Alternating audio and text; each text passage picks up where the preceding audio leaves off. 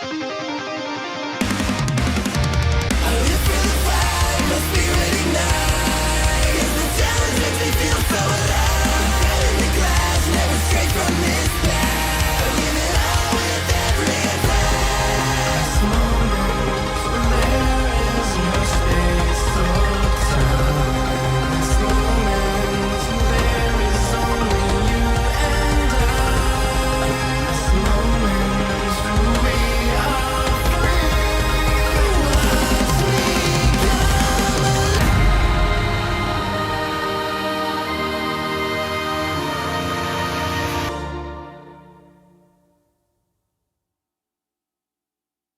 everyone, and welcome to another episode of BrobusCast. I am your host, BrobusCast. With me today is Z-Dog.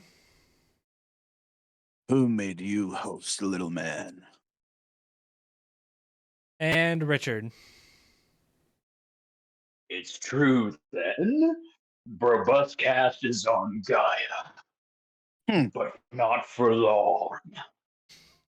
Oh, I'm not Liam O'Brien or Chris Guerrero, so get off my back. What do you mean not? We brought snacks and everything. Come on, man. All right.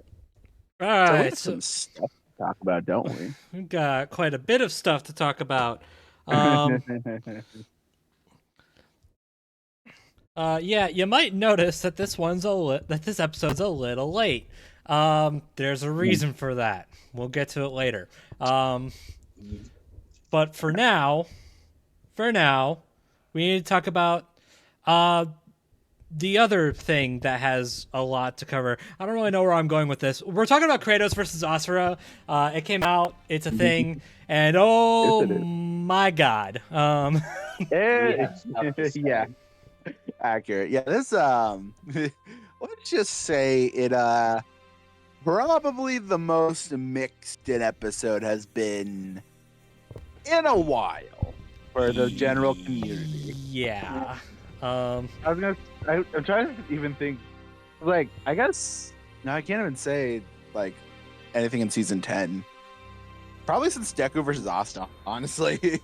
As we now have an episode with this mixed a reaction. Yeah. Which, and thankfully, well, I was gonna say that. I feel like I was gonna say, and thankfully that's not because of the results, but that the result had no effect on Deku Asa. I don't know. you tried. Yeah. Well, at the very least, it's not like it's not mixed like say Omni-Man versus Bardock was. Yeah. That's not why, thank God, because the result. I mean, we all we called it. Kratos won. Yeah. We did call it, yes. And Kratos was a lot more busted than we thought. What the hell? Oh goodness. Yeah, no. Well, it's almost like if you don't play the God of War games, you don't fully understand just how broken Kratos is when comparing him to Asta. Yeah. No. Asura. Damn it, now you. I mean, to be fair, Asta still works. But anyway. No, instead you just chalk it up to lore, which is not exactly accurate, but okay. No. And so, I mean, I look at it this way. So, we did talk about the last episode how Kratos kind of eclipsed Asura in just terms of modern popularity, and I feel, and with every Death Battle episode that features a character like Asura, there's always that domino effect where things will potentially happen, aka the Death Battle curse will strike. But Asura is not one that is lucky to receive that benefit because, again, his game was a bit of a bomb, and there is no evidence to suggest that Capcom even wants to touch his game ever again. Give us Asura's Wrath too, you cowards. I know, you bastards. But my biggest hope, which I guess kind of came true, but not in the way I wanted it to, I'll get to that, is that this episode did introduce people to Asura, and I've seen a lot of people go and actually now start playing Asura's Wrath, even if it means they have to emulate it or they have to buy physical copies. But hey, maybe if 1.7 million people just buy Asura's Wrath in any method, maybe Capcom will raise an eyebrow. Who's to say? Maybe. I mean, it's definitely possible. I mean, Capcom. I feel like we mentioned this last time, but Capcom's been kind of on a bit of like a resurgence. Like I say resurgence as if they like suddenly gotten really good in the past like year, but that resurgence was a few years ago. But semantics. They've gotten to a point where they're starting to revive their franchises. So maybe like I obviously don't want to like put hope in people's minds, but like I'm not ruling out a possibility that there's definitely hope for something to happen there. But yeah. But to my earlier point, what I was talking about with lore, I do want to say something I really appreciate with this with the verdict in this episode is that they actually kind of cover that, like, yeah, like it's easy to assume that like we never see Kratos like pull off anything that looks anywhere near on Asura's level, but the thing is that we do. it's right. It's actually right there. Like he's beaten Helios, he's beaten Atlas, he's beaten Kronos. Like, and if all of that doesn't convince you, because there's some, like, I know some comment section will bring up like, oh, Helios was weakened or whatever, or Kronos was weakened or whatever. I don't know any of the details on that, but you could also chalk it up to, hey, Kratos killed Zeus, aka like the big boy god in Greece. So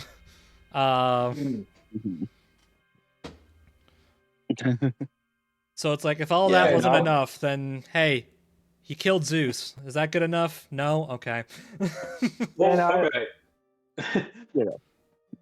Okay. One thing that I have a massive complaint about, and I guess at the time, this is why I didn't know, I didn't know if Kratos would take the speed category, but when addressing the speed category, I really feel like Death Battle vastly downplayed Kratos. And it was just to make it seem like they are tied, but when in actuality, Kratos actually would reasonably be faster than Asura. And this point comes from them choosing to use the Helios feat, which, bear in mind, that happened in the Greek era. And at the time, Helios was one of the fastest opponents Kratos had killed. But we're not in the Greek era anymore. Now, are we? We're in the Norse Saga. And the Norse Saga, Kratos, I did mention this last time, Kratos killed and defeated Heimdall. Heimdall was Odin's strongest general. And I want to reiterate what I said last time. Heimdall, in my opinion, is faster than Helios, because Heimdall can move faster than thought itself. He can actually move so fast that you subconsciously will not be able to defend yourself. He can read your mind and your body language and know exactly what you're going to do before you do it.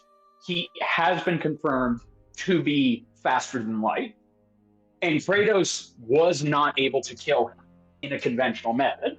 That's where the Draupnir spear came in. That was the whole point of the Draupnir spear. He needed that spear to kill and best Heimdall, because it was the only way that Kratos could compensate in the speed gap. And they chose not to use that, which is very, very strange, because in my opinion, if they had just used the Heimdall feat, it would have been more clear cut. and you actually would have been able to make the draw segment more believable because, yes, Kratos dodging and killing, Helios, the sun god, that's impressive and all, but him besting and killing somebody who can move and perceive time faster than any other god Kratos has ever fought in his lifetime, I think that is more impressive and that deserves more recognition for a speed category. Yeah. I did see. I'm sorry. I did see people. I did see people say, and Bro brought it up. A lot of people were not happy that they chose to use the Helios feat as a way to show that's how fast Kratos is. Because okay, so if he's faster than Helios, I don't buy it.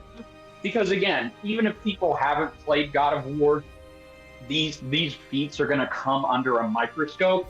But I feel like it would have just made the argument better if you just had the Heimdall speed feat instead of the Helios one. Because then that just alleviates any sorts of contention and any doubt that, yes, Kratos is not only just as fast as Asura, but if we were to quantify him, he's more faster.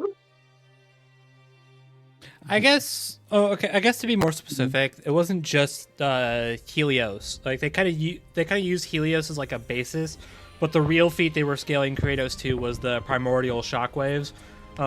Yes. Even in Dragon Ball, we can't. Anyway. No. Even when talking about something not Dragon Ball related, we can't escape the shockwaves. But anyway, I actually also wanted to comment. I don't. He's a friend of ours, so screw it.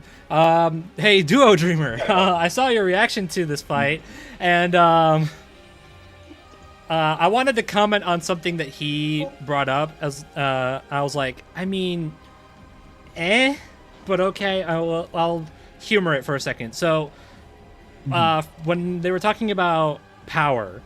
And they scaled Kratos to Freyr, stopping Ragnarok. Something Duo brought up was that like there, I guess. How do I describe it? Because this is okay. So it's kind of a matter of like. A lot of people take issue with scaling, just in general. Yes. Me personally, I don't get it, but I'm gonna humor it for a second. So he was like, well, we never see Kratos do that, so can we really scale him to that? First of all, everything else they mentioned afterwards, again, talking about like Atlas and Kronos and whatnot, that's like sufficient enough, like, supplementary evidence anyway. But again, let's humor it, right? So let's just like, just for the sake of hypothetical, right? Let's assume that Kratos is like,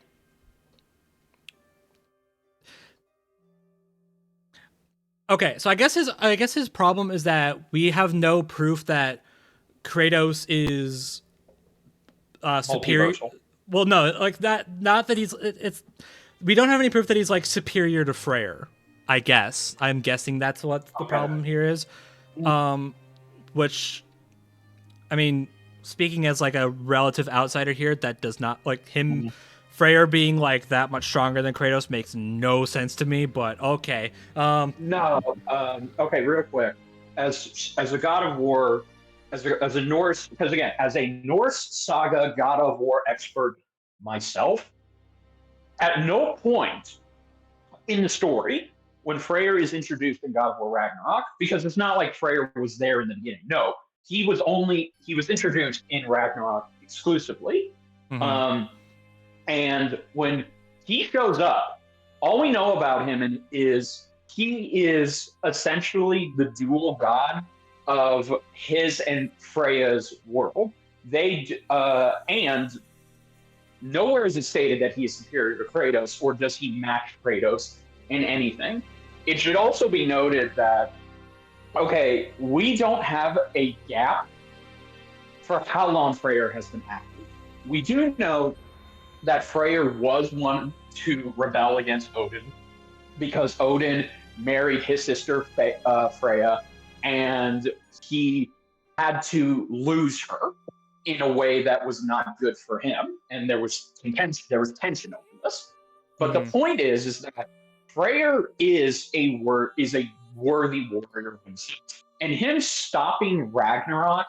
And again, people assume that because of his strength, that means that he could have prevented Ragnarok for longer than he should have. No, there's no evidence to suggest this.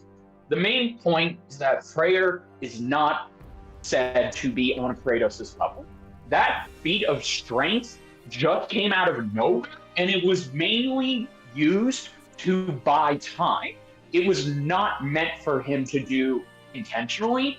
He just had to buy his sister Kratos, Atreus, and company time so they could get out. And that was the only way they could get out. If he didn't do it, they all would have died. Yeah. So I find it interesting that people are like Duo are bringing up. Yeah. So where is the evidence that that Kratos can do this? Right. Continue. But again, let's humor it for a second. Okay. So, Ragnarok shaking Yggdrasil at a serious goddamn lowball was 100 times greater than what they had for Asura destroying Chakravartin. So even if Kratos had only whenever someone talks about this, my mind will always race to an argument brought up in Excalibur versus Raiden. It's even if Kratos only had 1% of Freyr's strength, at bare minimum he'd be as strong as Asura. And that's with the feat extremely lowballed.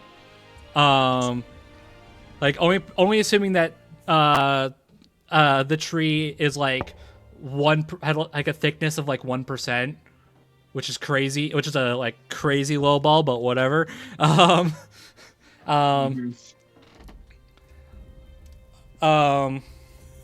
So bare minimum, absolute bare minimum, downscaling Kratos to Freyr would make him at least as strong as Asura. And then at that point it's okay, so they have similar strength, similar speed, and then Kratos just has Asura's more experienced, sure, okay, cool. Kratos just has a lot of shit to work with. It's true. And I did confirm. Asura. And I did confirm. I straight out said, Freyr only had that one moment. Nowhere else in the game that I've replayed did he have any moments that showed this kind of strength outside of that Ragnarok moment. Right. So anyway, so I just wanted to comment on that. I kind of wanted to humor that for a second. See, let's assume that Kratos is weaker than Freyr for some reason. That sounds ridiculous, but for the sake of argument, so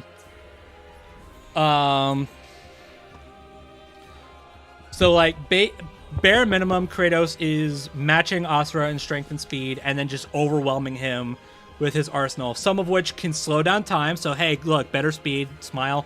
There you go. And others that can drain energy, including Mantra, which will kill Asura. What?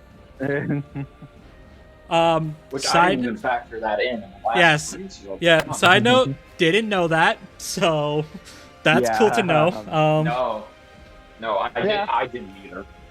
That would have probably made it a lot easier, but Well, okay, but I mean, just don't I feel like I remember we brought up like some of Kratos' weapons draining energy, so it's like okay, so Asura just has his, but I kind of just took that as like okay, cool, Asura is now depleted of energy, cool, smile. I didn't think. Yes, but I mainly was attributing that to the Blade of Olympus. I was unaware because okay, since I've replayed God of War Ragnarok twice, I did not. There was nothing in the game that suggested, oh, it can absorb energy. Like, the only thing we know about this spear is that it can create an infinite number of them indefinitely. They can explode at the tap of the spear itself, and also they can generate wind, and they also have a vortex maneuver where they can pull you in with its wind power. So nowhere did I see that this thing was capable of absorbing and draining energy. So yeah, might be. Yeah. Well. Anyway, what I was getting at is that I just took that as okay, cool. Kratos now drains Asura's energy. Smile. I didn't take that as Kratos drains Asura's energy. Now he's freaking dead.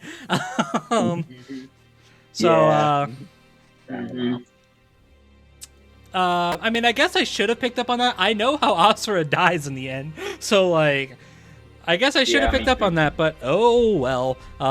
Whatever. We got it right anyway, so who cares? Yeah. Who cares? Okay. Just to circle back, just real quick on Duo Dreamer and other people's claim. Okay. I understand that the idea of Freyr scaling to Kratos in their eyes is a bit of a stretch. But here's the thing that everybody should have remembered. In the first game, which I brought up, Kratos flipped the world tree. And I did mention, he didn't just flip the temple. He didn't just flip the damn temple. He flipped the temple that contains the fucking Norse realm universe. All 9 realms. And he flipped it. So if he could do that, I honestly don't understand some people having problems with the idea that, because he can flip the entire Norse realm upside down, that does not mean he should be able to hold back something that could destroy it. And I mean, to give them credit, at least they still do mention that Ragnarok is still like on a level above Kratos. It's just that yes. Yeah. Like Freyr holds it off for maybe 30 seconds? 5, 10 seconds. Yeah, maybe 10, 30 seconds. Like he holds it off. He holds it off just long enough for everybody to escape, and then he dies. Spoilers. Yes. So like, they still make a point to note that like, okay, we're not like saying Kratos himself could have stopped Ragnarok, because that's ridiculous. No.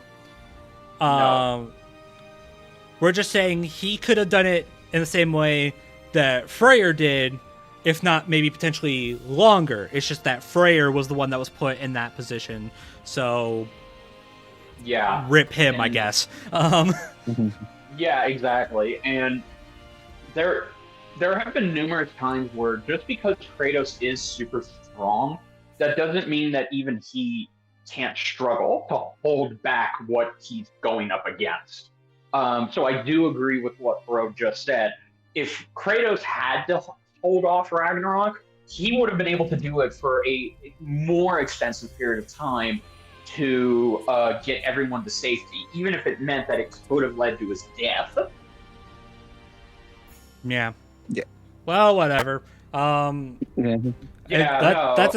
a thing. That's cool. I kind of don't want to like drown on this too much. There's another aspect to this fight that I want to talk about more, but we'll get to that. First of all, but before we do that, can I just say that these analyses are really fun. They are great. They're really well written. This is one aspect of Josh's script I can commend. And then you also chuck it up to our usual editing team, DJ and Max, and it's very well done. Like no freaking obvious. The Kratos analysis now is better than his one from over almost 2 decades ago. I mean, that wasn't exactly a feat. So, but go on. It's like comparing an apple to a fucking Rice Krispie treat. No fucking shit, it's gonna be better. But no, Asura was really fun. I actually think I kind of like Asura's analysis more. Oh yeah. I mean, this is I don't have any issue with Kratos, with how they handled Kratos. That stuff was great. Yeah. I like that a lot. But something about the way they maybe it's just because Asura, they only had one game to go off of, and again, it kind of But and I know Ben made a point about this on Twitter, but he wanted to make sure that because Asura's Wrath bombed as hard as it did and never got another game, and now we're putting the main character of that up against goddamn Kratos. It's like, okay, well, we need to make sure that he doesn't feel overshadowed, you know. It's for as powerful as Asura is, even if he won, let's hypothetically, right? It's gonna be harder to sell. It's just in general, it's harder to sell Asura as a character than it is with Kratos. Mostly because everybody and their grandmother knows who Kratos is. Yes. But not only is Asura kind of, I don't want to say he's an unknown because he definitely does have a following, but but it's a cult following. Yeah, it's a cult following. Yeah. But not just that, but he is also a very complex character to talk about, just in general. Because you look at Asura and you think, oh well, he's just a rage man. Smile? No, that's not it at all. If you play the game, there's more going on with him. There's a lot more nuance than that, but that's what I'm saying, right? It's just in general harder to talk about Asura in that sense because of just how deep Asura's Wrath really gets when you least expect it. Right. Well, what's also difficult, and I mentioned this, is that the biggest, just taking out the comparison between Kratos, the other thing that has always been something very difficult about Asura is that his game, for all intents and purposes, is essentially an interactive anime movie. Yeah. And people focus on the wrong thing about that. It's QuickTime Events, the video game. Yes. Now, I've seen gameplay. It's more than you actually do. I know, but there's a lot of that. To be fair. It's mostly QuickTime, but it's not 100% QuickTimes. It's like maybe 50-60%. Most of it is still traditional third person, run over the heat slash, or melee slash in this case. Now that being said, the thing that people always take away from Asura is how powerful he is. It's never what kind of character or person he is. That is rarely ever fucking put under a microscope, which it should be, because again, Kratos' story is essentially an echo of Asura, or vice versa. And that's kind of why these two characters can work together in this crossover setting, because both of them want to protect their children, and both of them can use their rage as weapons to do that. Yeah.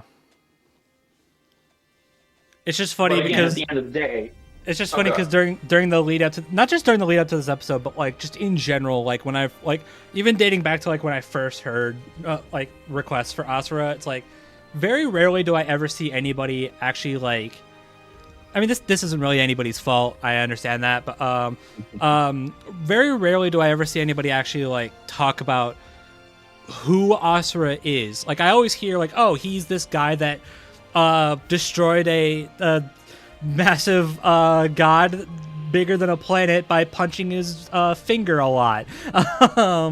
Which, like, to be fair, that's freaking wild, but like, who is this guy? Like, all I know about him is that he angry. Yeah, he angry, and angry. he's very strong. Cool, man. Like, so I definitely appreciate this episode for doing a lot more than that, especially since like the whole thing about him, and this we'll come back to this for the fight, by the way. It's funny that so many people kind of paint Asura as like just this like rage happy punch machine because that's what he looks like. But that's also like, it's really funny then because the game kind of makes a point to note that portray him. He's not just that. He's not just that. Everybody around him, like all the deities, all the humans, even Chakravartin himself, that's how they all treat him. But that's like, that's the whole point. The whole point is that he's not that, and I just find that hilarious. Versus debaters were part of the problem the whole time. I'm overlooking him. Oh no. But yeah, no. Yeah, I mean, I don't know how much more I can say. Just it is nice to actually, understand his Asura's struggles and like how wild the game gets. Yeah. That was just fun to learn about. So. Yeah. I mean, just very well written, very well edited. Also, appreciate them bringing up Shovel Knight in Kratos' analysis. We love it. There you go. I figured you'd bring that up. Yeah. Yeah. Really, no complaints, I think. No, not yet. So. Not yet, anyway. Hey, that's a good segue, actually. Hey, there you go. Okay. All right. So yeah, this fight animation. This fight. Okay. Is where a lot of episodes. Okay. Criticism was good. Yeah. Okay. Like all three of us can agree. In terms of just in terms of scope, this is the best thing to start off Death Battle 2025. Yeah. It has great moments. I rewatched this episode 7-8 times now, and I will say I have positives, and those positives really just come down to okay. This does do a good job of putting more emphasis that Devil Artemis can do great action choreographed segments. He knows how to make these characters feel like, okay, the way they're fighting, the way they're moving, it does not feel like they're just models being dragged around. I'm not saying that's how past 3D fights have felt. I'm just saying the man knows how to rig the models. Mm-hmm. And he also knows how to make sure that the characters don't feel, I don't know, like he knows how to not make the characters feel like they're just going through the motions. No, there's some stuff going on here. He puts in most of the work himself in this episode, and the stuff that he added, which I'm going to get to that, the additions. We put a pin in that. Yeah, I'm putting a pin. But the segment, just the segment of Kratos telling Asura he knows what it's like to let your wrath consume you, and just a quick flash of young Kratos. that right there visually tells you everything you need to know about Kratos, even though, but it also intrigues you because we have to make the assumption that not everyone, for some reason, has played all of the God of War movies from both the Greek and the Norse saga. Most people just don't have a way to play them, and that's fine. So, what's the best way to get you intrigued about Kratos as a character? If the analysis didn't do it, well, it's the way he fights. But then there's also the mystery of what happened in his past, and I do like how Devil does that in that one moment. He shows us just a tiny glimpse of what young Kratos was like. Okay, I'm gonna cut in for a second here, and then I'll let you get back. I don't understand like why this fight is, why this moment in like the whole old Kratos thing. Like, I've seen a lot of like critique for that, and I don't really get it. I'll be honest. Like, I don't know. I don't know. I mean, I get the ERB memes, haha, whatever. But like, I don't know. I don't think that. I disagree that like that is like. I don't know. I think I've just seen a lot of criticism of that moment, like saying like, oh, it's like being too, like, tells you too much, I guess is the best way to put it. But like, I don't know. I disagree. I think it's. I don't know. Yeah, I don't agree at all. But okay. Yeah, I was gonna say. Yeah, I've seen that being pointed out, but like, I don't know. I just think it's just a cool shot, and like, it's a great shot. I don't know. I just wanted to point that out. Like, I don't really get the disagreements, like with that shot. Anyway, carry on. No. I also love the moment. Of course, I do like just how this fight starts off. Which again, we'll get back to that. A lot of pins to put in this. Yeah. I love that when Kratos gets to Gaia, or that Asura is not fighting him because he's an intruder. From the way it's set up from his perspective, it's as if Kratos is there to attack his. Okay, is that not his daughter, or is that his daughter's figure? That's his daughter. Yeah. Okay, thank you. Because Okay, I'm assuming you're confusing her with the girl that looks like that reminded him of his daughter. Yeah. Yeah, that girl died. So. Fair enough. Well, anyway, okay. Asura thinks that Kratos is there to attack his daughter, so as soon as he starts off the fight, his first and only concern is to make sure his daughter gets to safety, which is why he tells her to run. He's not even looking Kratos in the eye. He's just telling his daughter to go.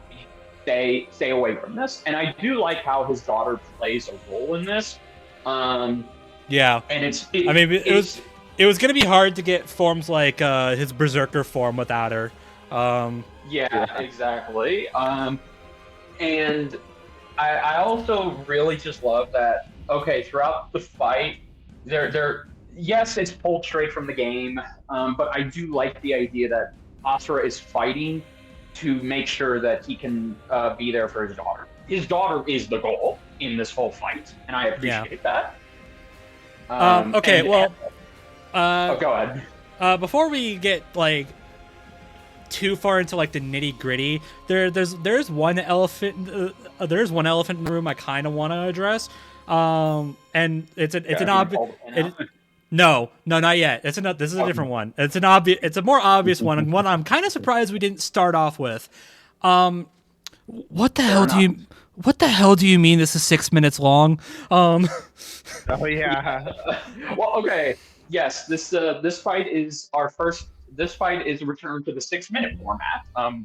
We haven't had that since. Ooh, okay. I'm trying to. I think. I'm pretty sure it was like season 3. Like I think it might have been like Joker versus Sweet Tooth. Like that might have been the last one. That or it could be. Thanos versus Darkseid. God damn it! Yeah, Thanos versus Darkseid was another one. Yeah. Okay. So then there you go. So yes, Devil said that Well, okay. Devil said that there was 9 minutes, but most of us were confused. And then when he clarified, saying, just to make it clear, I'm not saying the animation itself is 9 minutes. There's just a lot that added up to it. The and the preview from the Kickstarter was part of that. We didn't get most of that in the fight, so no, he did shorten it. So I'm assuming had the preview just been untampered, then this fight would have clocked in at like 7 minutes, because that preview, that Kickstarter teaser is a minute long. Yeah. Yep. So, but 6 minutes, and it's entirely up to us if it actually feels like it.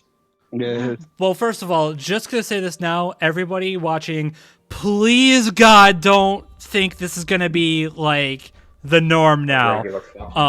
No. And believe me, I'm going to say this again later. Because there's another aspect I want to talk about that should be talked about, but shut up, we'll get there. Y'all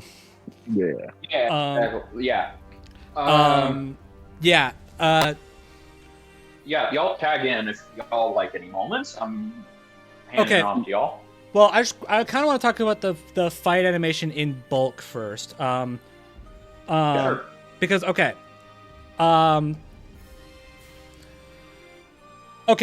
is this fight animation perfect? No, it is not. There are a few moments. I mentioned this in my reaction. I don't feel as strongly about it now. It's been like 4 weeks since then.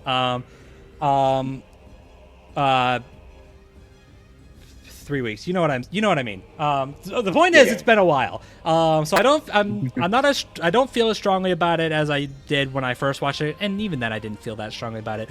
Some of the animation's a little stiff. I would.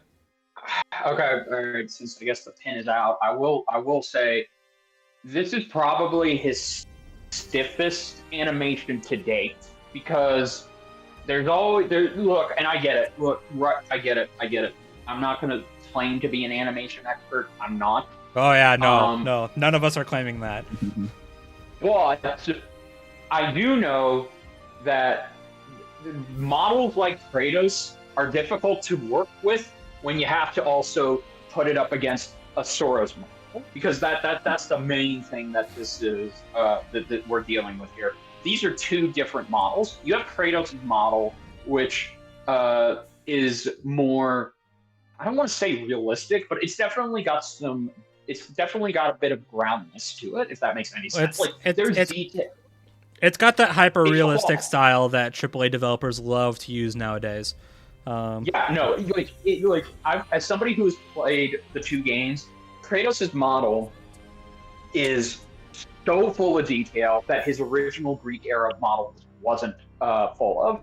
And that means there's details on the beard, the scruffiness, his cloak, his weapons having all these little scratches and uses, the way he walks, just all of that. That takes a whole fucking team just to get that model to look fucking beautiful. And Devil is just one guy. So he's having to use this model.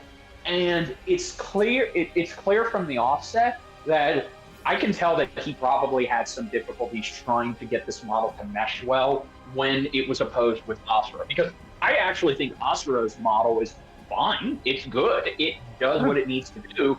And I don't know. I didn't notice any jankiness from that.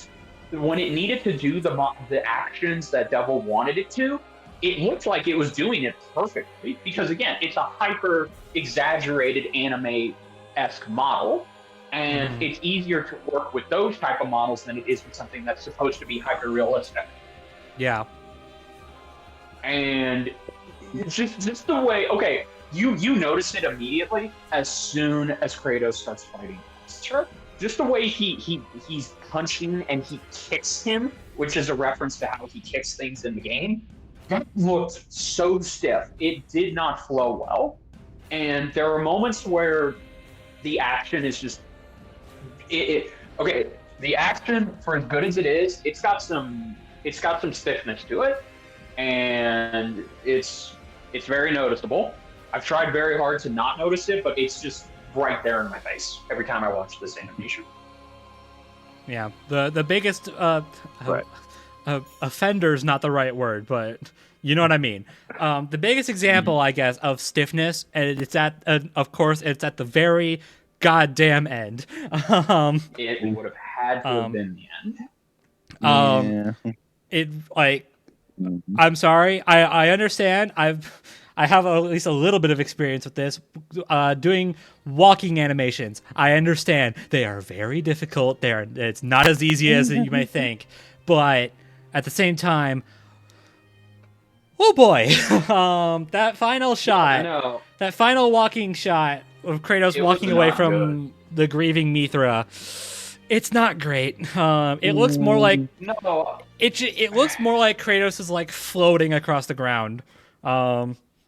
Yeah, doesn't help. What doesn't help is that, and okay, again, I get it, and this is going to be a point that we're going to have to go over.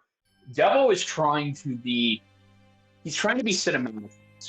He's treating it as if it is a cinematic episode, and that's understandable. That's all well and good, but then you have to. He has to know there are just some things that you can't do, even if you think you can, because the walking animation is, proof of that. I feel like the best option should have just been just keep the camera centered on Kratos, and you never show a faraway angle of him walking away. You can still have him walk away. Yeah, because like the before Kratos turns back to Asura and Mithra, he's walking away still, and it looks fine. It's like, just don't, to compromise, just don't have the camera pointing at the ground. Don't have the camera be pointed from far away. Don't have the camera be at a faraway angle to where we're seeing him walking in the distance. Yeah. Basically, just don't show us his feet. That's really what we're saying. Exactly. And okay, it is. To be fair, that's not even like, that's like whatever, right? Like that's like having that one final shot that's not even part of the action, which is what we're all here for. Be a little stiff, and it's also at the very end, so it's probably the last shot Devil did, and by that point he was probably just done. So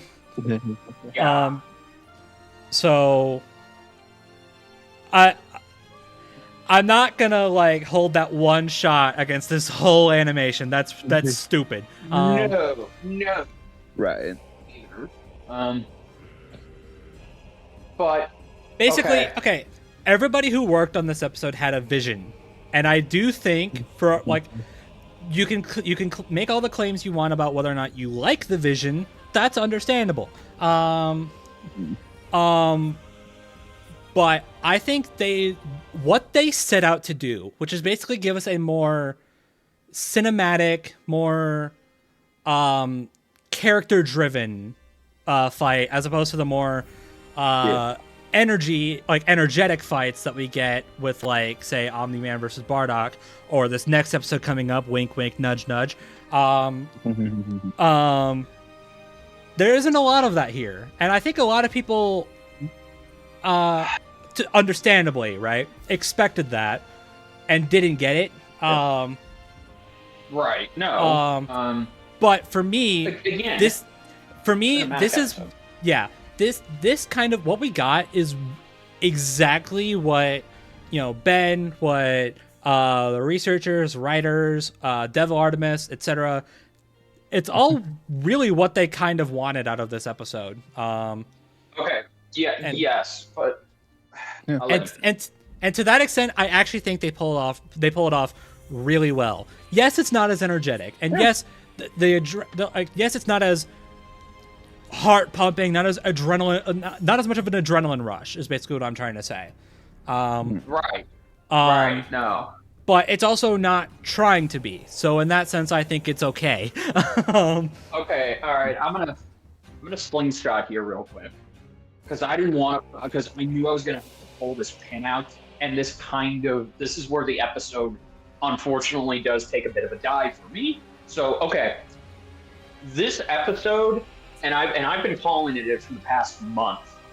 This is essentially Devil Artemis and Death Battle present Kratos versus Asura. And what I mean by that is there were two conflicting visions with this episode.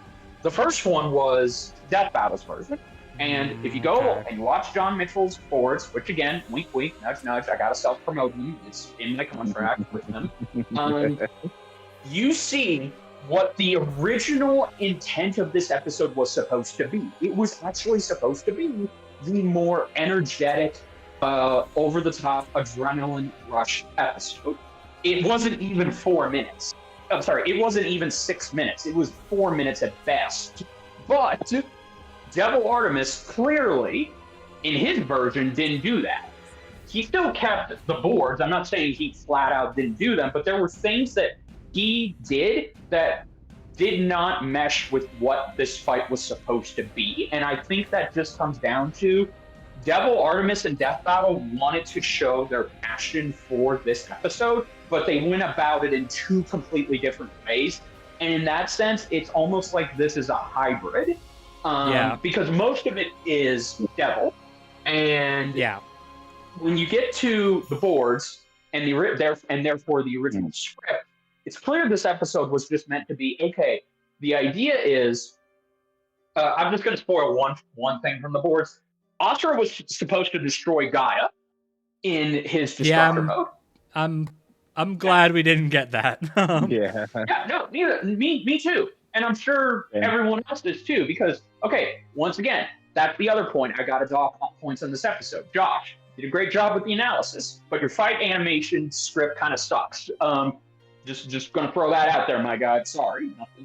I don't appreciate how in the original script, and therefore in a little bit of this animation, there are moments where the characters are kind of not in character. And the biggest two of them, and it's literally both of them. It's not even one this time. It's both of them. And Devil clearly was a huge fan, clearly. He wanted to do the best he could to make sure that this animation was as cinematic and low energy as possible. Because again, I think in some respects, he's more paying tribute to the games of God of War, the Norse Saga, than he is Asura's Wrath. Because Asura's Wrath has that hyper adrenaline style gameplay. But the God of War games are the complete opposite. So I think that was the goal, but it just comes off as, okay, clearly Devil just got a little too overambitious, and I think it kind of shows in the animation. But then what makes things worse is that this animation, it's mostly Devil's, but it has a tiny little bit of Josh's script in it. So clearly this episode is at odds with itself, but I just want to I'm gonna point it back to a positive. I'm gonna bring it back. Don't worry. This negativity isn't gonna keep going. We're gonna bring it back. That doesn't exactly take away from the fucking episode itself, because I've watched this episode's animation and I kind of like it. It's not perfect, and I'm not even gonna. And I don't think it's fair to compare this to other Devil Artemis animations, because kind of devalues it, if you know what I mean. Yeah. Like, and especially because, okay, all right, side rant. Everybody's already fucking doing that, and it's kind of frustrating me that people are upset at this episode, not because Asura won, not because the animation wasn't hype, not because of this or that. No, they're upset at this episode because it is not exactly entirely following the trappings of Eggman versus Bowser. Everyone is upset that this episode, in its execution, did not come off as hype in every single regard as that episode. Like, they're expecting that episode to be what every other episode will be. And to that, I say, you're crazy. There's no way this episode was going to be exactly like Eggman versus Bowser in terms of what it was presented. I'm sorry. I think y'all need to understand that Bowser versus Eggman was like it's a common phrase. I understand that. It's built different. Yeah. Exactly. Bowser versus Eggman is really just in a league of its own. Expecting that to be the new like standard Norm? is crazy. No way was that gonna happen. Now, okay, sure, we might get an episode later on that might be better than what we got for Bowser versus Eggman.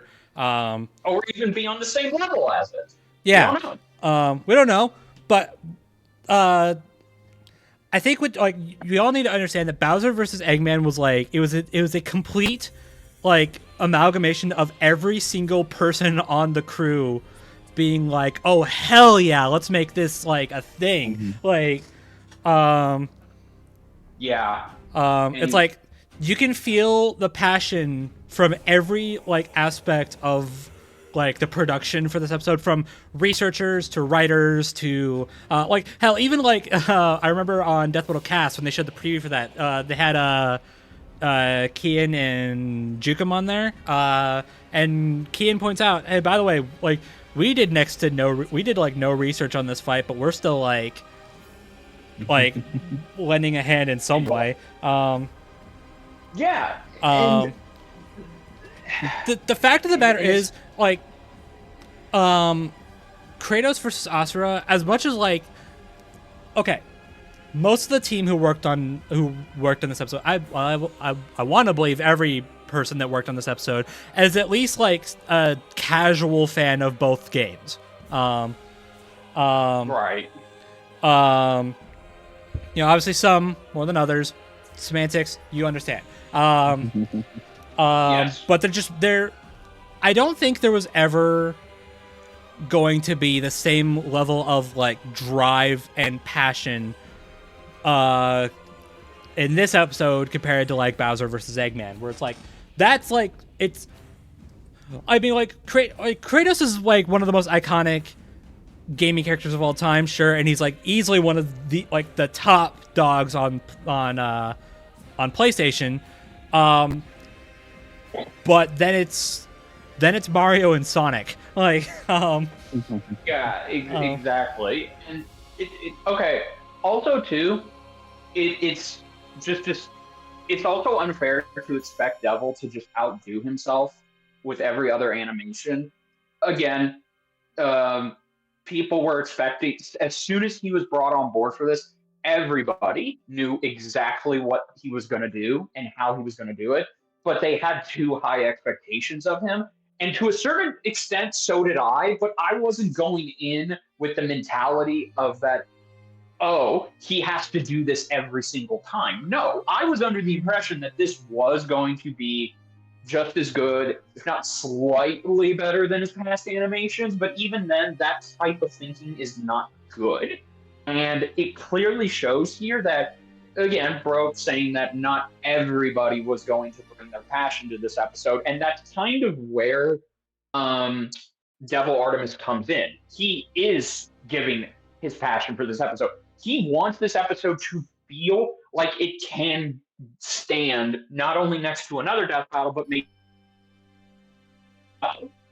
And I just think that this episode kind of now is getting unscrutinized because of so many factors, and it is very unfortunate because of that. Like, I've never seen an animation it's come under so much, scrutiny just because of what it wasn't to people and what it should have been to them. Well, okay. Here's another pin we should pull out. Talking about Devil Artemis. Okay. Oh God. Okay. I should probably be careful about how I word this. Yeah. Okay, Yeah. Devil, I love you. You're very talented. You are probably a really chill dude. But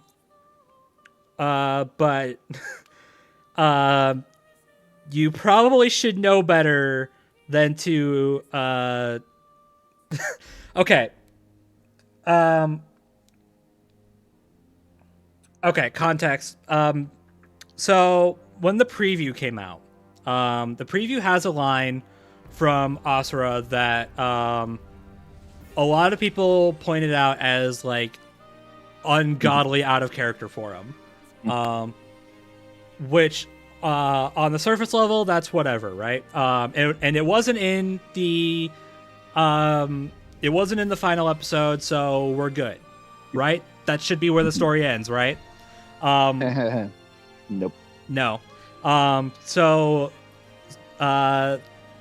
this topic came to the absolute best place you should go to see what the community thinks about certain episodes.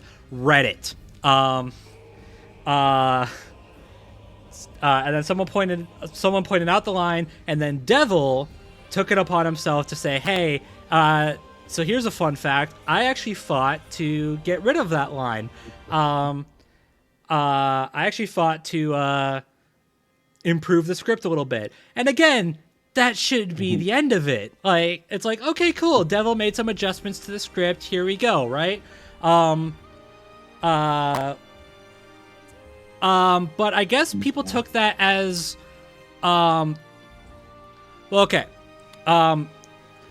If I ever hear somebody say that Devil Artemis saved this episode ever again, I'm going to lose it.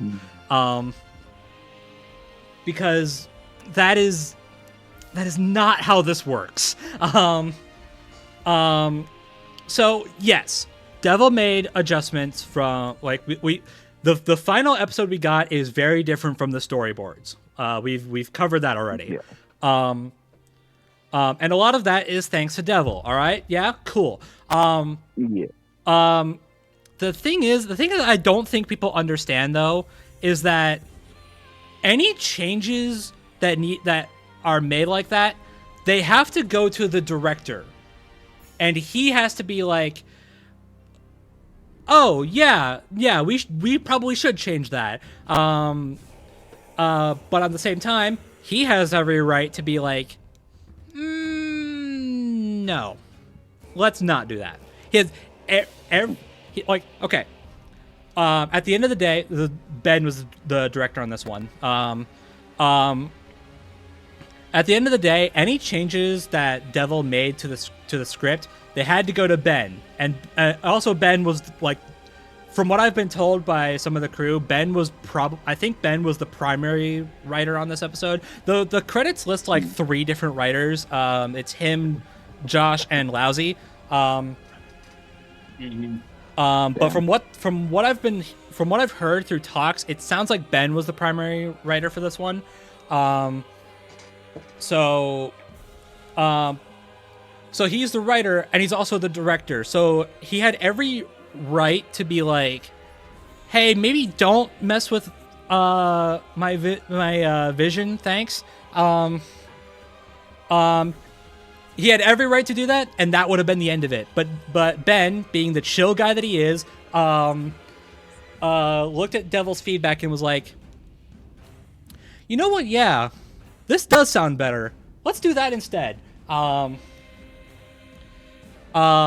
Because the way people think about it, it's like Devil made the changes, and then everything else that followed just kind of magicked into existence. Like all of the different dialogue that was in the final episode that wasn't in the storyboards, I guess they just appeared out of absolutely goddamn nowhere. That or most likely, most likely what must have happened is that they would have had to have, if dialogue was altered, they would have also had to put in new dialogue and get the actors to re-record it. That also should be taken into account. I'm not saying that happened, but I'm just saying if any script alterations are made, they have to then decide, do we want the actors to re-record and do something else? Yeah, and that goes back to what I was saying earlier. Ben could have easily just been like, "Yeah, we either don't want that or we can't do that. Like, we don't have the time or something." Right. So I just hate it when people put a lot of like either praise or blame on one guy, because it's like every death battle ever is a team effort. It is, yes. Everybody has a say, including the animators. And it's also like, hey, crazy thought, it's a script revision, which happens every single time. Yes, it is. And I definitely agree. And in that case, let me just retract what I just said. I don't like the script by everyone, instead of just pointing it to Josh. But that being said, I also I gotta agree. But once that shows proof that Devil may have gotten in over his head with this animation, because the fact that he was willing to do script changes shows that okay, he clearly was wanting this episode to be as good as he could make it, and not how good the team can make it. And I am happy that Ben was a nice and chill, responsible guy to allow him to do that. But it's like no other animator has made changes. No other animator has done that. And well, if anything, that we know of, that just shows that we know of, yes. But it still, to me, shows that okay. I think Devil was just trying way too hard to make this animation flawless, and in doing so, it just comes off. It just comes off as like, once again, this episode's animation is inconsistent. And further to the point, all right, fuck it, I'm pulling out these two things. If he had the power to do that, or if Ben was okay with him doing that, then why didn't Devil or anyone else make script revisions on the obvious two elephants in the room, that being Kratos and Asura's character themselves? Well, he did. That's what started this whole thing. There was a line from the preview that got cut because it was out of character for Asura. Yes, okay, that's out of character for Asura. Yes, okay, but everything else was still kept in. I kind of don't like this episode and its characterization. And what I specifically mean, I don't appreciate the end where Kratos just reverts back to his Greek era self.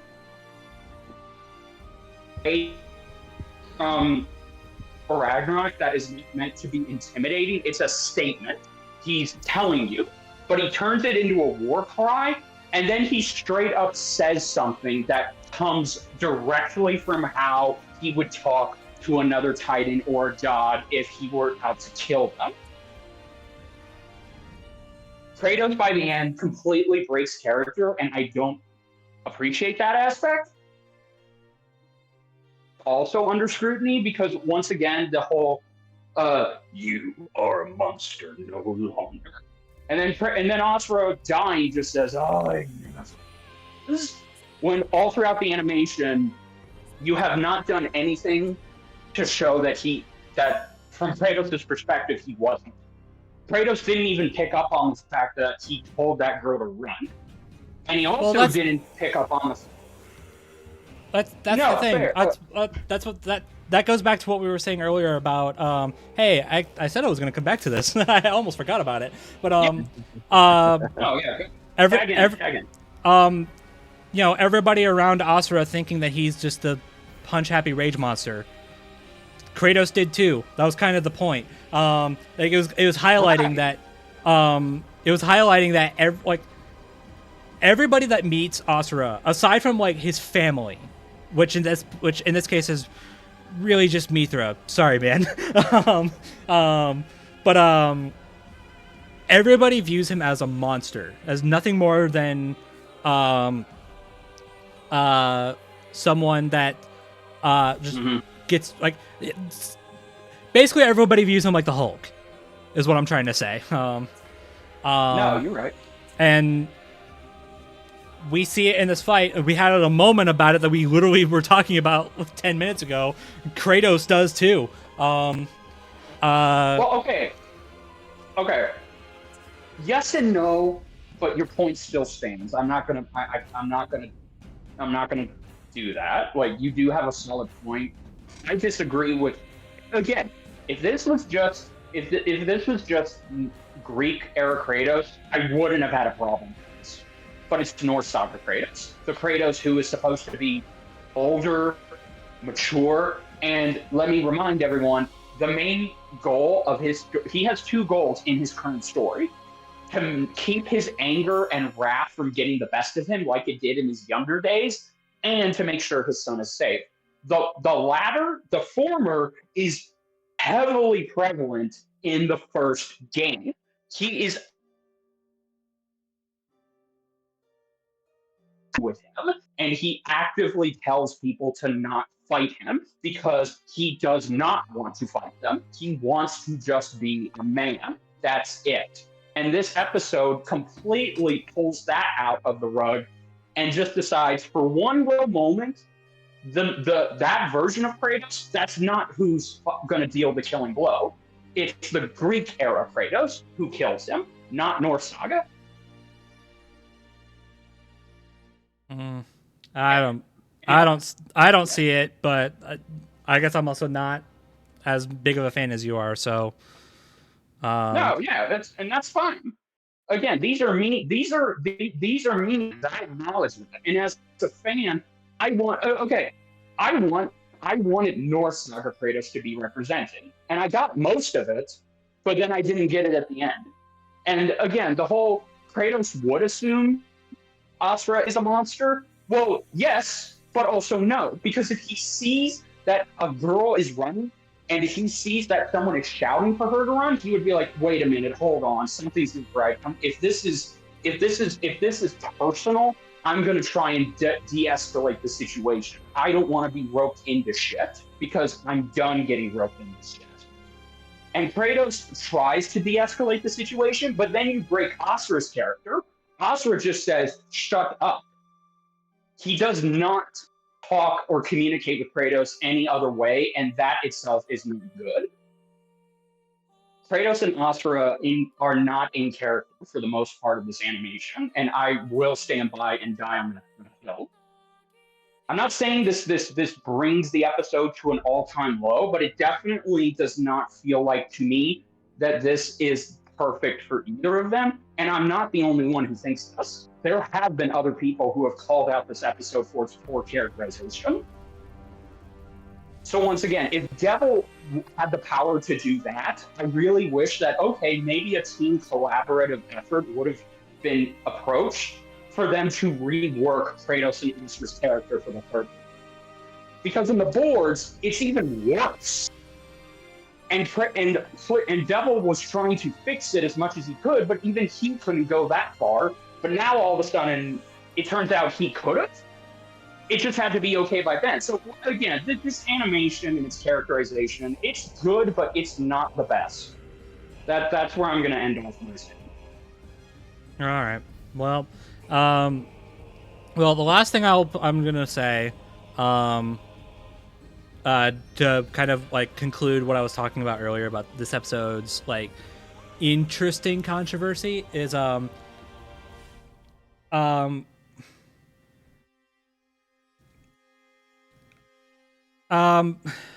okay, how do I say this? I guess just in general, can we stop shitting on the team? Like, to put it bluntly, to be honest with you, like the way Devil, I agree with it. The way Devil worded it, again, I love the guy, but he really should have worded this differently. The way Devil worded it on Reddit was that he said something along the lines of like he had to fight hard for the line to be cut or whatever for Asura's character to be rewritten. But okay, I know this is very much like a dude trust me approach, but I can't. I'm actually like bound to not share screenshots, so that's fair. Yeah. But I've been told, well, I haven't been told directly, but I've seen conversations from other team members that are like, yeah, it wasn't really that much of a hard fight at all. Everybody was super chill about like any potential changes. And like to talk about like script revisions, like people are like, do script revisions really happen this late into production? They have already gotten like the boards done, like Devil's already started. I'm just sitting here like, have you not seen any movie ever? Yeah, exactly. Like Don't- script revision, like for the movie comparison, script revisions happen as they're filming. That biggest example, Iron Man 1. yeah, like we had a whole like that. I mean, actually, for a more recent example, Deadpool and Wolverine. That movie's filming actually got like halted thanks to the writer's block, but they were already during film. They were already in filming, so everybody was like, "But they already started filming. Doesn't that mean the script is done?" No, that's not how this works, my friend. Yeah, no. Or I get to use a more recent television, a series example. Daredevil: Born Again. That series was already. It had its scripts ready to go. It was shooting, but then during the writers and screen actors strike, the scripts were re-examined. They were tossed out, and they brought in a whole new writing team that had to reboot the whole show, and they had to reshoot 75% of everything. Which, There by the you way, go. Daredevil: Born Again comes out next week, so give it a watch. Hopefully, it's good. Don't fuck it up, Disney. Don't you fuck it up. Anyway, Oh, there you go. Yeah. So yes, script revisions do happen this late. Is basically what I'm trying to say. I do agree. I'm just sick of like, again, this whole phrase "Devil Artemis saved this episode." It's like, again, that's not like, okay. Yes, a lot of the changes and improvements made from the storyboards was from him, but that's still not how this works. Any revisions have to go through like the top brasses, you know. Yeah, and I also don't want people. Okay, just real quick, I don't want people to just assume this is going to happen every single time that Devil works on Death Battle. And okay, I hope it doesn't, because Death Battle has always been, like Bro said, a team effort. That means Devil is part of the team. They go to him and they ask him to help, and he does. But for him to poorly word it like that, and then also create this whole narrative that, oh, Death Battle secretly were not wanting him to do it until him asking eventually led to them caving in and saying, fine, go ahead and do whatever you want. That does paint a bad picture on them. And once again, Devil, lots of respect for you, my guy. Lots of respect for you as an animator and as a person. But yeah, please, in the future, I'm sure.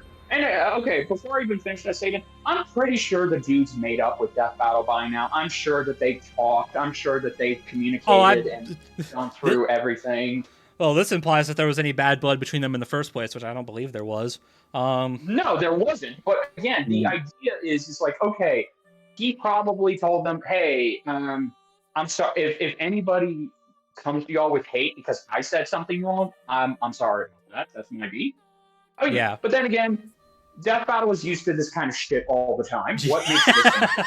Yeah, really. We've been dealing with this for over 13 years. Yeah.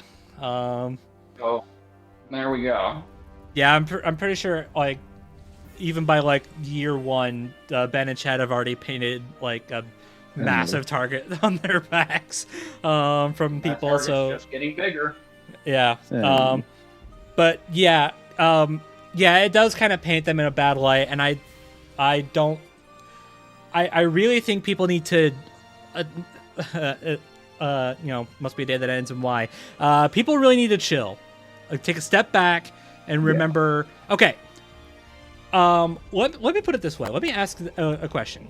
So the way this narrative has like escalated, it kind of made it seem like Devil fought for this change and was like, I don't know, like if you don't do it, then I'm not doing the rest of this episode or whatever, or not, I'm done with y'all or whatever. Like that is not at all what was said, but that's where it feels like the narrative kind of went from people. And let me ask you this. If like and it made it seem okay, let me rephrase that. It made it seem like Devil had a hard time working on this episode from like and a hard communication with the rest of the team. So if that was true, why would he then go to Twitter like a day before this episode came out and be like, by the way, the team was like super nice to work with. Like everybody who worked on this, like I thank you all. It's like, just stop and think about that for a second. And just kind of like remember remember that there's more than just a few people working on episodes nowadays. But hey, speaking of things that might have gotten a bit out of like a bit over ambitious, there's an alternate ending to this episode. God. Yep. And gonna be honest, I'm kind of in two minds about it. Okay. On the one hand, I think the scene itself, just looking at it in a bubble, the scene itself is really well done. It has Asura's Wrath QTE. I think some people pointed out that it's actually like a direct reference to his fight with Chakravartin. If that's the case, then that's a really cool nod. And we get to see Kratos reunite with his daughter, and that's kind of adorable. So in that sense, like the scene itself, cool. And it was pitched as like, it was shown in the episode as like, Boomstick's pitch towards Asura's Wrath 2, which is kind of funny. So like, I think the way they handled it here is fine. I have no problem with it on that front. I just really don't like the concept of having an alternate ending in the first place. Yeah.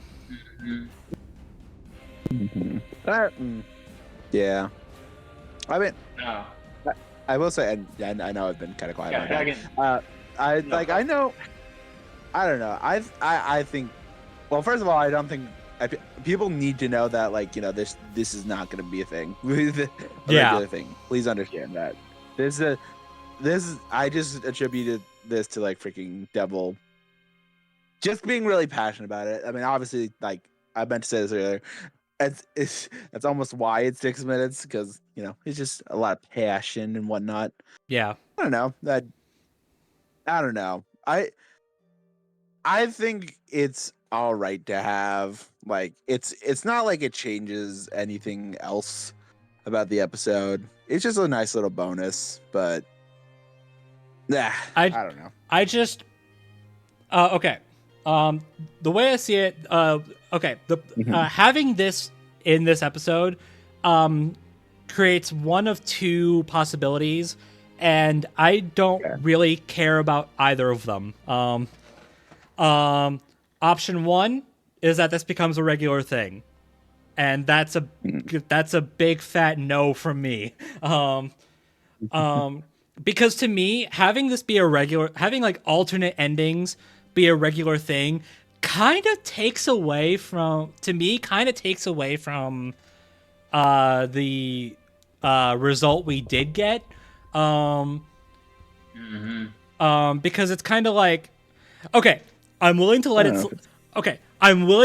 slide for this episode and this episode only, so long as this does not become if this is a one and done thing. And no, the alternate scenarios from Bowser vs. Eggman are not the same thing. Just gonna get that out of the way.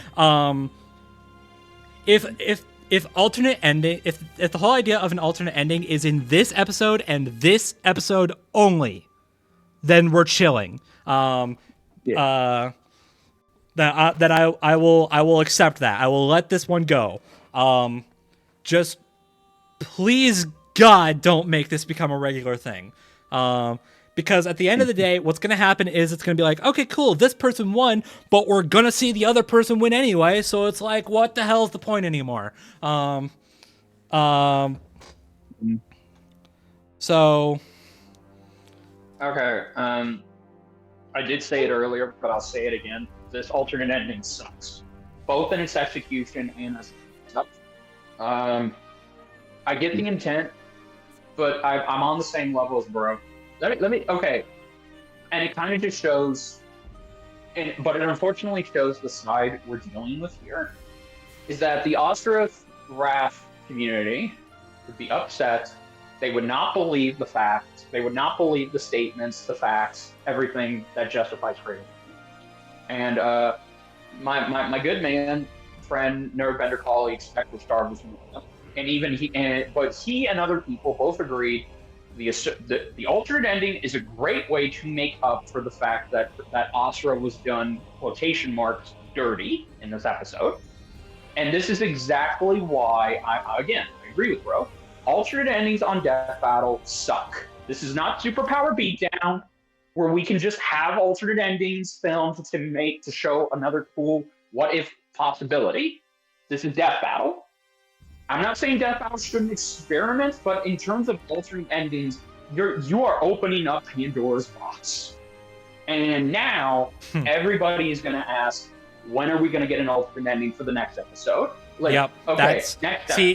See, when I said there were two options, that's the other one. That was option 2, where everyone's like, "Oh, this is going to be a regular thing now," and then it doesn't happen, and then everyone's like, "What the hell?" And then they get upset, and they're asking, "Well, why didn't you do an alternate ending?" Or again, like me, they're going to be like, "Okay, so if we're just doing this for the Asura's Wrath community, where was this for the Dragon Ball community?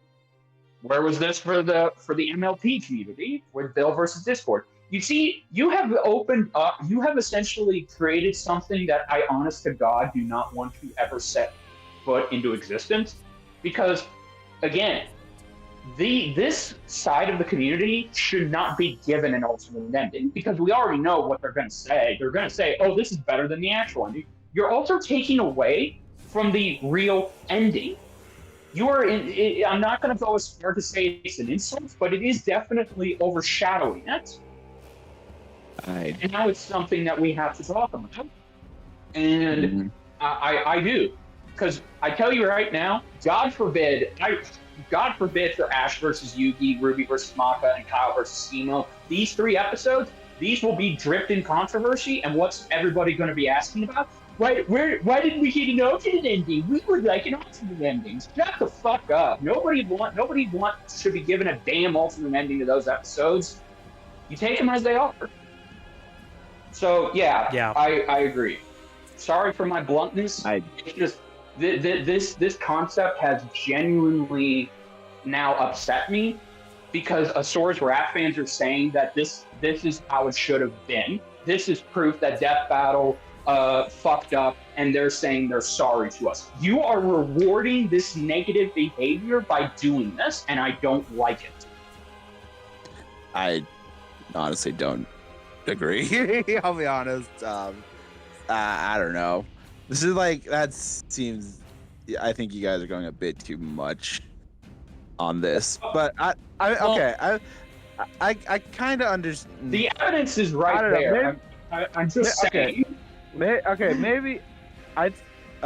having it in the episode was a bad idea. Maybe they, like, honestly, if they do, which I agree that they shouldn't, at least individually, but if they were gonna do this, it was probably a bad idea to have it as in the episode itself. It maybe should have been its own thing, like, I don't know, like a members only thing. Or Patreon. Or hell, put it on Devil's Patreon. Put it on this member thing. Or hell, do you guys remember those like parody alternate endings that we got for the first few episodes of this of this new era? Like Devil made a joke alternate ending to Omni-Man versus Bardock. Let's get more of that. Because that's it's a joke, and B, it's not part of the actual episode, so it's not technically canon. This isn't canon. You know what I'm trying to say. You know what No. I agree. And again, Z-Dog, I apologize if we're coming off as a little too unoptimistic here, but it's like I understand. I can't deny it. Like, especially because once again, I love my boy Spectre Star, but even he said that this is proof that Kratos should have lost. The evidence is right there in the damn face, and I feel like, okay, it should have just been a joke. It should have just been on Devil's Patreon. It should have been on Twitter. It should have been anywhere. Don't put it in the fucking episode because, again, now I'm genuinely afraid of what's going to happen with the next episode. Okay, well, I don't know. I mean, I guess that's just, in my opinion, just I know this is probably not kind of difficult for everyone. They should have just realized it was a bonus, like, and it doesn't affect the episode. It's after the winner card. Yeah. Come on. Like, it's just a fun little bonus. Like, people should not have been looking that far into it. And well, I don't know. I guess that's just something that can't be helped. But that's it can't. And I do. I hate that I have to paint it in a negative light, Z-Dog. And which, by the way, this is why Z-Dog is the best co-host because he grounds up, bro, and he keeps us grounded. Whenever we're straining too far. Okay, I'm gonna be honest here. Part of me, okay. This could probably change. So be like, probably like wouldn't mind like these like at like maybe like a compilation of them like at the end of the year, like if they were gonna do any alternate episodes as their own video, like like if they wanted to do something like this like for the next episode or something, like have it like be like kind of like the fight compilations, but like like have it like be like an alternate ending compilation of like, hey, this is how these fights could have gone if the loser won. But like, keep them away from the episode and advertise like, hey, these will spoil the episode. This is not who we think wins. Watch the official episodes for our actual thoughts on the winner. Yeah. Yada yada. Yes. Yeah, I guess like if we absolutely had to get more of them, then yeah, I can agree to that. Then keep them in their exactly. Keep them in their own lane. Keep them out of the main episode because I mean hell. DBX gave us alternate endings. Those fine. Those are fine. Or hell. You could have just had this be you could have just had this be Boom 16, but if you want to check out this sweet alternate ending, then go click here. That way you're advertising it and it's not a part of the damn episode. Very much like how DBX debuted in Dante versus Bayonetta. We didn't have an alternate ending. We didn't have the DBX in the same episode because then it takes away from it. And I do not like this alternate ending, and once again, it's already bringing down another point in this episode that I've already deducted points on because of my personal criticisms of it. But that being said, just don't do it again. Just please, God, just do it again. Like I said, don't have to be in the episode itself. Yeah, no, like I said, it's kind of like maybe ease off on how like on the bluntness for both me and Richard, and kind of ease Z-Dog's consciousness a little bit. I said, if this is a one and done, which it probably more than most likely it is. It's probably just Devil Artemis was uber passionate and what probably happened is Devil Artemis was just like, I just want to do this, and then someone on the team saw it and they were like, hey, can we include this because this is kind of dope. Can we include this somewhere because this is cool, and that's probably all that happened, and that's fair. I'm just saying, okay. Like I said, if this is a one and done, if we're not doing this ever again, if this concept of alternate endings exists in this episode and this episode only, then we're chilling. I will take it. I will accept it, and we will move on. It was a nice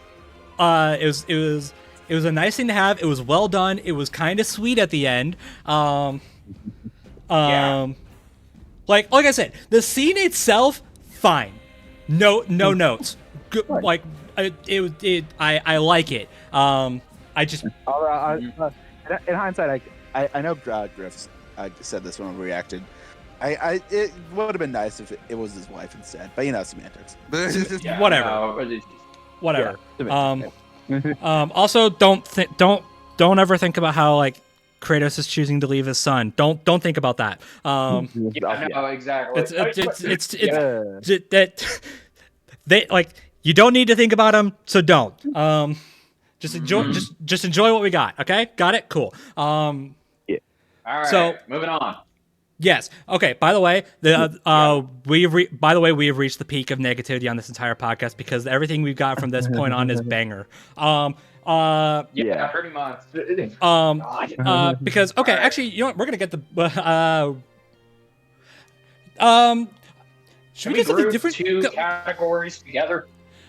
Should we do something different? Can we do the soundtrack first? Because I think we have less to say about that. No. Okay. Yes. Which, by the way, I had to look up the pronunciation and how to do this. So, I mean, okay. So the song is called Reishi. It's that's what it's called. It is Reishi. Like Reishi. Yeah, Reishi. You have to put. Okay. Imagine you're saying gravy, but you're not putting emphasis on the G. All right, Ravy. Yeah. Yes. Reishi is a very damn good track. I've listened to it. I don't know if these two have, but holy crap, it is fantastic. Chicken Werewolf, they do a superb job. Like I listened to this track and I was like, okay, can I listen to this track on its own? That was my question. So I listened to it. I ended up re-listening to it like 4 times because oh my god, it's perfect. It has the right amount of both Asura's Wrath and God of War mixed in together. And I'm not gonna lie, I could totally envision the fight as it was happening. So it's not like this is a background track. No, this is actually a solid, good track on its own merits. Yeah, I mean, obviously, like compare like. We have like 3 other vocal tracks in this to compare it to. Obviously, it's not beating them. No. But like, I mean, it's better than it's better than Fall Guys versus Among Us. I can say that. I mean, it's apples and oranges. I will hold my face, but I do enjoy the feeling of the track, and it goes along with the fight pretty nicely. And again, these that sounds wrong. Anyway, Chick's vocals are very nice to listen to, so I can't complain. And all right, cool. That's about it. Okay. Yeah. Can we talk about how like Oscar worthy this voice acting is? Hamad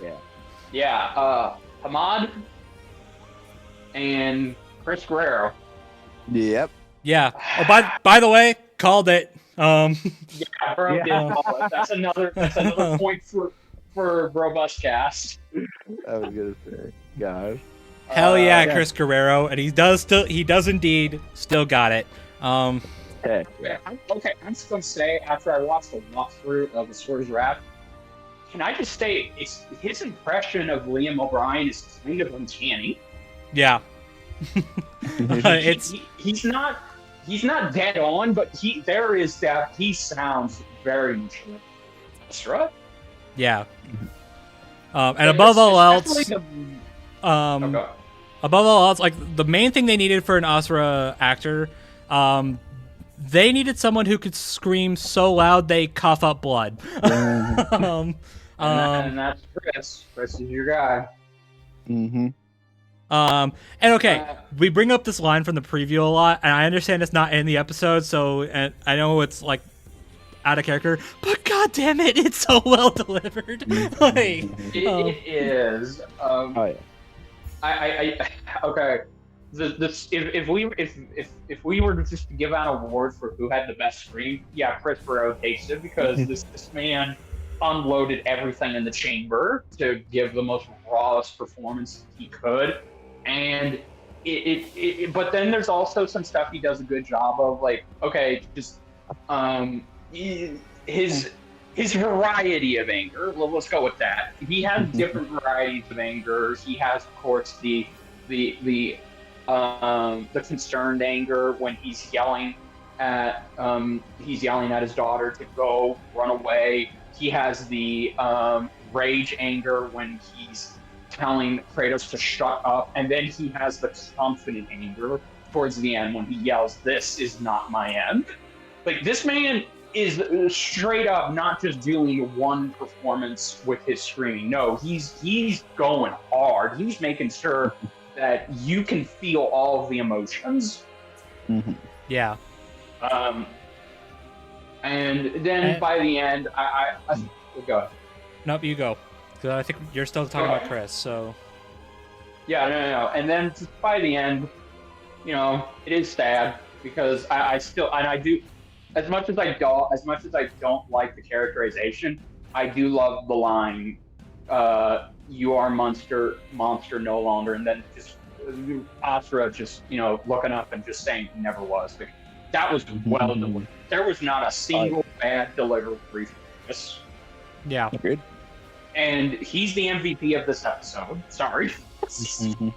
Yeah. No, I think I can agree with that. Now, to be clear, good segue. This is not a diss on Hussein Muhammad. I hope that's how you pronounce his name, by the way. Come on. Yeah, no, he also did really good. Yeah. What I like is, like, I know Richard was complaining about it earlier, but screw it, I'm gonna praise it. It's kind of we kind of got like a progression between like he starts off very Norse, very Christopher Judge, and he keeps it going and going and going, and then by the end, by the time Kratos is like, all right, it's time to end this. Like, by the time the fight gets to like its peak, right? That's when hints of like of TC Carson come in. And I think he does both incredibly well. Like, he sounds so much like them. Yeah, exactly. No, I agree. Even with the stuff I disagree and didn't like, I can't take away that he gave a great performance. And apparently, which, by the way, go subscribe to his YouTube channel. Dude has experience voicing Kratos, and he did talk about how he went about voicing the character. He's a massive fan, and I do appreciate that he got the opportunity to do a little bit of Judge and Carson in his performance. And now, granted, it's not identical. You can still, because let me just be clear. You know how difficult it is to do a Christopher Judge impression with a deep bass in your fucking throat? It's very difficult. Like, even doing that, it's quite daunting and tasking. But he did a great job. And then by the end, it's like, okay, yeah, I love how he kind of circled back. He went in a full circle. He went from Judge, then to Carson, and then back to Judge again. There you go. Yeah. So yeah, it's basically just as like he kind of embraced more of Carson about as much as like when Kratos is actually like, I don't want to say it's like when he's actually trying, because it makes it sound like he wasn't trying the whole fight. You know what I mean? It's like he's like, it's when he's putting the most effort into the fight. That's when Carson starts to come out, and I think that's kind of fascinating, actually. Like, it obviously it doesn't happen in the games. I understand that, Yeah. To me, it kind of feels like it's like the best way you can get both. Because for as much as like Kratos has like really peaked in popularity and iconography by the Norse saga, you can't deny that the Greek games have a lot more than just a simple cult following like what Asura's Wrath does. Yeah. Yes, exactly. And no, this is absolutely true. And okay, being real, I think being real, he does a great job emulating TC Carson. I mean, hell, I think he would probably do a better job at it than Judge himself. Which, by the way, not to throw shade at Judge, just real quick, just as a complete side note, in the DLC Valhalla, when Norse Kratos meets young Greek Kratos, they were supposed to have Greek Kratos talk, but they weren't going to bring back TC Carson, and they wanted Judge to just voice young Kratos, and Cowards. Judge said no. Yeah, cowards. And when they asked Judge, "Hey, can you voice young Greek Kratos?" He said no. That would be very disrespectful, and it would also be it would not I would not feel comfortable voicing TC's role. That's his character. I do not want to touch that. So they decided to scrap the dialogue and just have old Kratos, talk to young Kratos. So again, I feel like maybe if TC was put in that position and he had the opportunity to voice both Judge and TC and Carson Kratos back to back, I think he could do a great job with it. Yeah. So yeah, that we talked way too long about this one, but that was Kratos versus Asura. Remember what I said at the beginning about this being really mixed? Okay. I feel like we were at least a little bit more positive than the rest of the community was. Yeah, no, okay. I want to end it off on a positive. I won't say that this is my favorite premiere of all time. It's not. Those were too high expectations. But what I will say is that, okay, for Death Battle 2025 to start off, I think that this was a great way to kick it off. It had some great moments. It was very well done by everyone. Controversies and all, this episode still managed to come out, and it at least made me hyped. And I don't feel incredibly too awful or bad that I watched it. I enjoyed it. I've rewatched it many times, and I think that I can say this isn't going to be a bottom tier list for me. It's definitely nowhere near the bottom tier. It's got great editing. It has great voice acting. Reggie is a great soundtrack that delivers on all fronts. I do appreciate, and I do like, even if I don't agree with the writing decisions, I do like how this episode has put a spotlight on not just Kratos, but Asura as well, because that's kind of what episodes like this should do. I mean, if Asura can't make a comeback in video games, which should, then the best thing we can do is just hope this episode gets more people introduced to him, and it makes them want to go experience his journey. Yeah. All right. Well, I'll give my because I feel like I haven't given too many of my thoughts just because I didn't want all the drama stuff. Okay, I'm just gonna say this outright. I do personally think this is probably my least favorite of the episodes so far.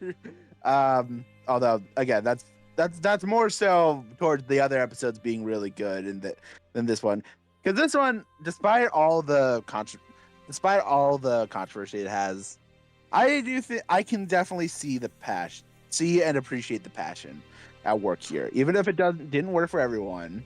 I do think everything came together nicely. I did enjoy the action. I did enjoy the dialogue. Admittedly, I'm not too familiar with either, but I don't know. It is a shame that it's not a hit with everyone, but like I at least I'm glad that the passion came through. What I definitely see the passion. I'm glad it came through for everyone who worked on it, and then so I mean, at the very least, we bring up how like controversial it is, how mixed it is, but generally, at least from my perspective, it seems like more people are more positive about it than not. So it's I can't say this fight flopped, and it's still doing like really good numbers. Yeah. I mean, hey, as long as it broke 1 million and it went up, I think that means it's a winner in their books. Yeah. There you go. And yeah. All right. I think this is a really good episode.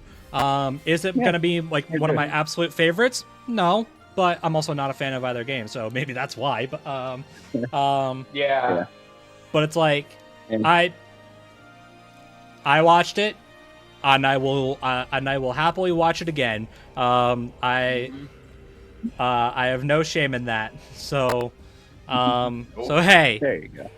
Good job, y'all. There you go. So hey, you know what? You know what? We're all trying to the transition off. You know what? One thing for sure. It was at least very nice to see Kratos back after all this time. You know what?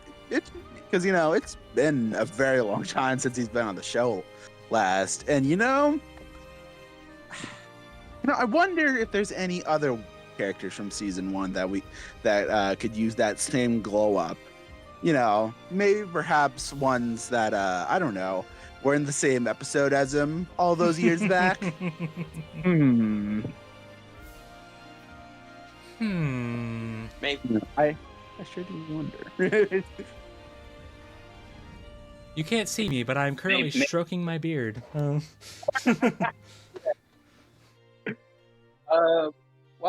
I was gonna say they'll be hell to pay if they can find somebody. Yeah. Okay. Yeah. Yeah, I got nobody.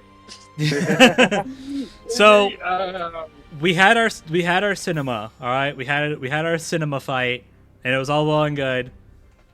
But let's get back to something more metal. Because ladies and gentlemen, everyone in between, next time on Death Battle is hey, look, more returners. It is Ghost Rider versus Spawn. Let's fucking go! Oh boy. I'm very excited for this.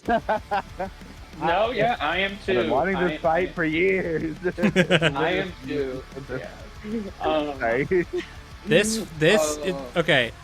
Short and simple. This fight is going to be cool as shit. Heck yeah. We have visual example. There's a visual example of this, but we'll get to that later. Yeah, we will. Yeah, so they had to have planned this, right? Having created I was gonna say I didn't. I honestly don't know. It's very ironic. It is very ironic that Kratos and Spawn made their return after 13 years, and it's not against each other. and it's back to back. Yeah. That's what's funny to me. Yeah. Yeah. It's like, all right, cool. We had Kratos' episode. That was fun and all. Who's next? Oh, it's Spawn, the guy who literally fought him 10 years ago. Oh, okay. Yeah. Literally the next episode. Okay. Yeah, and Ghost Rider. We haven't had him on in a minute. The last time was in one of the most underrated episodes of season 6 that not a lot of people put at the very, very top. Ghost Rider versus. Thank you. Someone said it. Yeah, exactly. Man. Hashtag go rewatch Ghost Rider versus Lobo, you cowards. I agree with that. Yeah. Yeah, Mhm. man. That's fun. That's funny Yeah. coming from you, Z-Dog. I remember you very specifically feeling kind of Yeah. towards that episode. Yeah, Did you change teams, Z-Dog? maybe a little. You know, it's Yeah, funny. So, bit of a side note. This fight was actually revealed at Magfest. About a week before Kratos versus Asura came out. So a bit of a fun story. So, one day after the announcement, I was in it wasn't a voice call in the lad server, and they were talking about planning out a potential season 6 ranking. And we were talking about like different season 6 episodes that were like, some of them are probably going to be at the very top, some of them are probably going to be at the very bottom, and some of them are like, I'm curious where the rest of it's going to go. And I make a note saying like, it's like, hey, actually, one that there's one episode that I think is like really like super underrated. I don't see a lot of people talking about it anymore. It's Ghost Rider versus Lobo. I said that knowing full well that that this episode was coming up. But I couldn't. I obviously couldn't say anything because it wasn't public knowledge yet. So it's like, you know what? I'm gonna sprinkle in a little something for y'all. Like, I'm gonna bring up a Ghost Rider episode, and y'all have no idea that Ghost Rider's in the next episode, do ya? And then, lol and behold, here we are. Which, by the way, I guess that kind of spoils it. If the Bros ever hypothetically did a season 6 ranking, there's a good chance that Ghost Rider vs. Lobo is going to be pretty high up on both Bros and my list. Yeah. Maybe.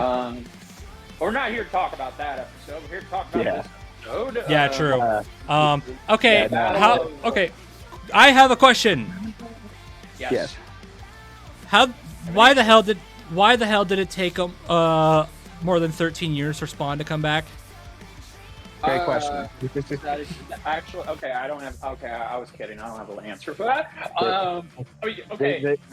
The answer they had to wait because they just used Ghost Rider. Counter for that matter. Okay, again, counter question. Why did it take so long for Kratos to come back? We're in the same scenario. Yeah. Okay. Yeah, I don't know. No, go ahead, Theo. Well, okay, it's not even like I was gonna say. Like, it's not even like it's like Spawn. Like, never dropped out of the popularity because he is a very popular character, and I definitely see why. And I mean, you got to put in Mortal Kombat. That sure Yeah. hype him up a little bit. Yeah. No, well, also, side note, I'll let you I'll just pop in real quick and then let you finish. Also, too, to add to Spawn's comic crossed 300 issues 7 years ago, and Todd McFarlane was awarded a Guinness Book World Record for the longest ongoing comic. So Spawn is still going on in the mainstream media today. It's not like he left. And let's not forget, they're still trying to make that movie happen. Whenever it can happen. Yeah. But like, I don't know, because obviously, like, jokes aside, like, Ghost Rider was not his only opponent. But I do know he had a few other ones. I will shout out Demi Fiend and Demon Slayer, which both sound pretty cool. But I don't know, maybe I have a feeling it's just, they were waiting for the right time to do this because, like, it's so good. It's hell at this point. Funnily enough, bring up another Marvel character. At this point, Venom would have been cool too. Venom would have also been really cool. Especially after Venom just decided. Especially after Marvel just decided, oh, by the way, Venom's like Skyfather tier now. Smile. True. Pretty sure it's funny because we brought that up when Venom had his last episode, and I'm pretty sure like everyone expected that to go away because comic book status quo. I'm pretty sure it's still a thing. So, The only thing that's changed is Eddie Brock is now Carnage now. That. Oh, okay. I did not know that. Yeah, and he's in and the Carnage symbiote with Eddie forms a nice little dapper suit, little top hat and everything. Adorable. Neat, I guess. he's got drip now, so thanks, Eddie. And the Venom symbiote is possibly on somebody that was created to stand conceptually between Peter and MJ in the mainline comics, but that's neither here nor there. Yeah. The point I'm trying to make is that if we okay, I'm happy we got Ghost Rider. Don't get me wrong, this is probably in general the better matchup compared to Venom, but but I'm just saying Venom is an option. We could have had that. We could have had that. That would have been cool. It probably if it meant we didn't have to wait so long for Spawn to come back, I would have taken it. Yeah, but I would have done it. But no, they had to wait. although this is the only time I'm going to talk about this. If they were to compromise, and if they wanted a Ghost Rider to fight Spawn, Danny Ketch and Robbie are right there. Same bait, different writers, yes, but especially Danny. I feel like Danny or Robbie would have been great to use, just because. Danny Ketch's clips keep fucking appearing in Johnny's because. Apparently, they can't dig deep enough to find any more good Ghost Rider clips, so they're just cool with taking some Danny's clips from the 90s universe and putting them in Johnny's analysis. Again, I'll put a pin in that because the Danny stuff ain't done, by the way. If you think, oh, well, it was just in the one episode. Okay, all right, we're going to put a pin in that. Yeah, but no. Anyway. I'm guessing they were just waiting because this match has been so huge for so long. Even back when Ryder and Lobo happened, that was a really big one. Yeah. So I think they just knew. It was always the question: are we gonna get? It was always the question back then: are we gonna get versus Lobo or are we gonna get versus Spawn? We got Lobo. Yep. And now we have both. And now we have both. Yeah. Worked out in the end. It works out. Okay, so I think the appropriate. Yeah, I was gonna say, bro, you're welcome. I hope you're happy. Now you're, because I know that back then you were very much pushing. I was very much pushing Lobo. So yeah, I'm chilling. Yeah. You were a little bit in the right timeline. Anyway. So okay, a question: how well do we know both Ghost Rider and Spawn? A little. I know one of them a little better. After this, we should let Z-Dog go first. Yeah, okay. Go ahead, Z-Dog. All right. Well, yeah. So, admittedly, I am still a little. I mean, obviously, I know who Ghost Rider is. No shit. I feel like if you don't know who Ghost Rider is, it's how.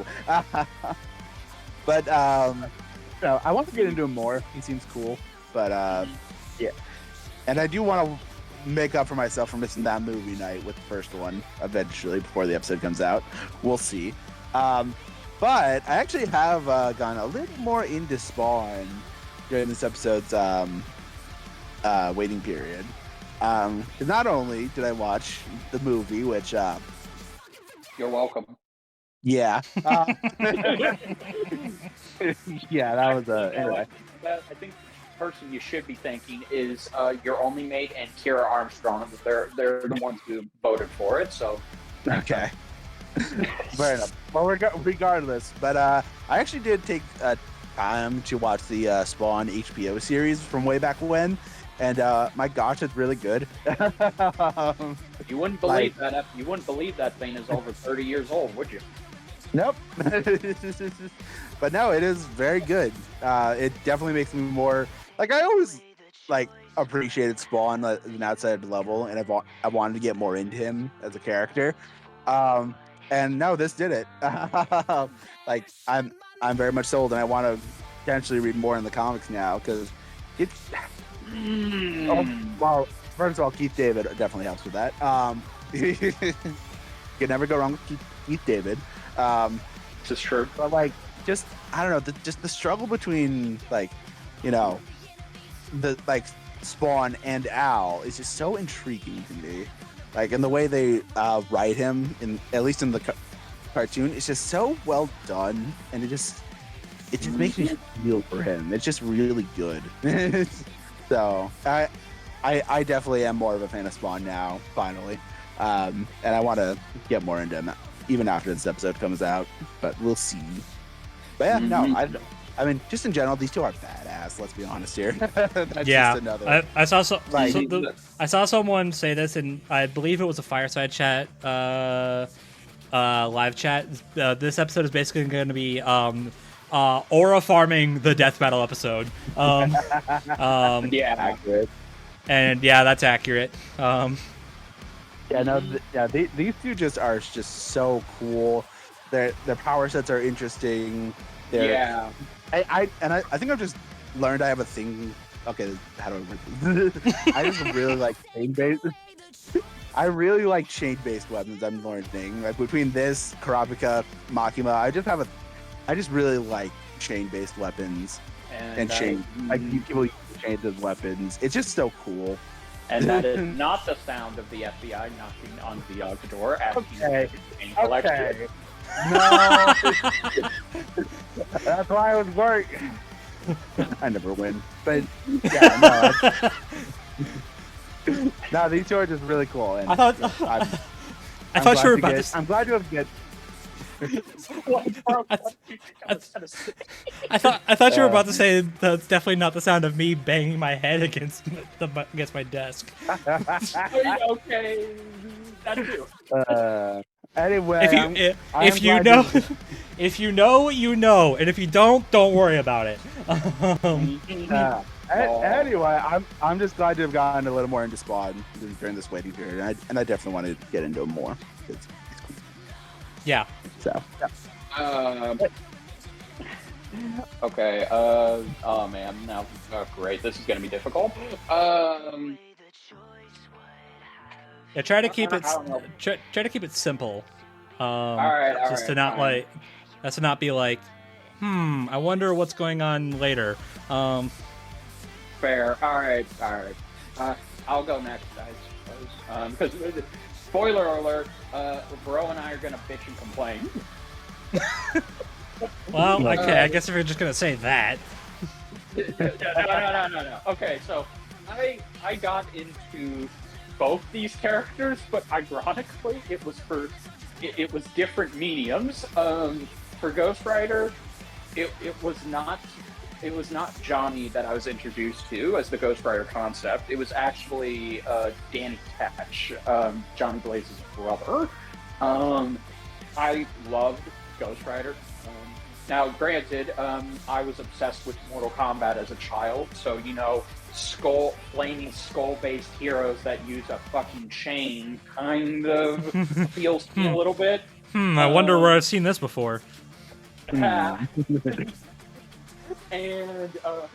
also, when I first saw Danny as the Ghost Rider in which again wasn't actually the Fantastic Four '90s cartoon, which I've never seen outside of that one clip of Danny just showing up and just owning Galactus and showing up the Fantastic Four, Thor, and everyone else by just appearing, and then boom, it's like, all right, peace out, bitches, I'm done. It was just the idea of this being that just has a flaming skull, rides a motorcycle, is covered in '90s leather jacket synergy, and is there to punish you for your sins. I liked Ghost Rider as a concept, and Danny. Also, fun fact, not to take anything away from my boy, It was actually Danny who perfected the penny stare. He was the first one I saw got to use it, and yeah. And then for Spawn, I never read the comics because I wasn't into those type of comics as a kid. I was into DC comics, and that was it. I'm not even gonna try and finish that statement. It was all DC comics, not Marvel, not Image, not anything else. And I primarily got into Spawn by watching both the live action movie, which, yay, that was a great lasting effect of the character. And once I saw the TV series, I grew to appreciate him more, and also love the idea of how great his design is. For as little as Todd McFarlane tried to just have shots of Spawn later on be just a cape, chains, and pure pitch blackness. To be fair, that is Aura. No, I know that's Aura, but it's like the dude practically told his animators, "I don't want you to draw Spawn like how you drew him in season 1, where you could see everything. I want you, every time he shows up in season 3, he has to just be green eyes, a cape, and that's it. No white on his chest, no nothing. You Spawn in season 3 has no body. He's just a cape and red gloves. That's it." Now you think that's cool, but then you're like, this is not his. He's supposed to have more, right? But anyway, so I never read the comics until a couple weeks ago. I'm gonna keep it as simple and concise as possible. Just again, because I don't want to talk about Todd the figure. Just want to leave that alone. Spawn's comics are not exactly the best well-written comics I've read, and that's saying a lot. But if there's one thing I would highly recommend anybody do if you're going to read or even indulge in cringy writing, then it's the artwork. The artwork is beautiful, especially when Todd draws, because Todd draws everything like it's a fucking metal album cover, and that's kind of funny because I know you guys aren't familiar with the band Korn, but Todd actually drew their album cover, and he also had the same studio that animated the Spawn TV series animate their music video when it went into animation segments. So, yeah, Spawn is drenched in heavy metal, and I kind of like that, which is also ironic because I'm not a heavy metal enthusiast. I like certain heavy metal tracks, but I don't like them to be overly heavy metal, if that makes any sense. So yeah, these two are cool. They're the best looking comic book characters of all time, and they have so much aura, as Bro pointed out. Yeah, Sons of bitches are practically covered in it. And then yeah, for me, I unfortunately am probably the least experienced with Spawn here. Unfortunately, I do kind of want to fix that. Particularly, I really do want to watch the cartoon. That does look really good. I did watch the movie. And then for Ghost Rider, I also watched that movie, and to its credit, it's bad, but it's not as bad as I thought it was going to be. It's at least like fun to watch. Like it does try to be a good movie. I can kind of feel that. It doesn't work, but I can at least like feel that like someone here wanted this movie to be good, so I can appreciate that. And like when Ghost Rider himself is on screen, it is admittedly pretty cool. It's just the everything else is pretty bad. Which, by the way, fun fact: Ghost Rider shows up in the first Ghost Rider movie a total of 4 or 5 times. Wow. Yeah. Unfortunately, I didn't really watch any cartoons that he's in. I know about that famous scene of him using the penance stare on Galactus, and then being like, "All right, I did my job. Later, bitches." Yeah. I know about that, and that's probably the most experience you're gonna get out of me from the cartoons. Yeah. And then, yeah, I read his comics. Well, I didn't read all of them, but I read a fair amount of them. Yeah, look at me. I'm actually reading comics. Wow. Welcome to the club. We have. I need to work on that. Anyway. Sorry. Hey, Let me rephrase that. hey, can you tell who's repping who on this episode? Anyway, I kind of wanted to like hold off on that, but I guess we're just gonna drop it now. I guess. I mean, I'm still not saying, but it should be obvious. Damn it. Damn it. Okay, I'm sorry. My headphones cross-connected one another. I was saying earlier. Hey, correction. My bad. Welcome to the reading comic books club. We have cookies drenched in hellfire. Great. Can't wait. Chip flavor, if that makes it better. Anyway, and okay, I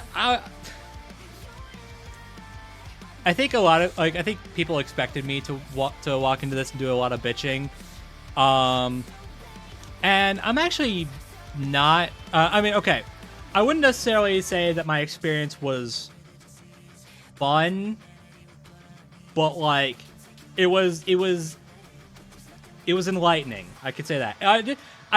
I was not going through. Funnily enough, I wasn't going through hell.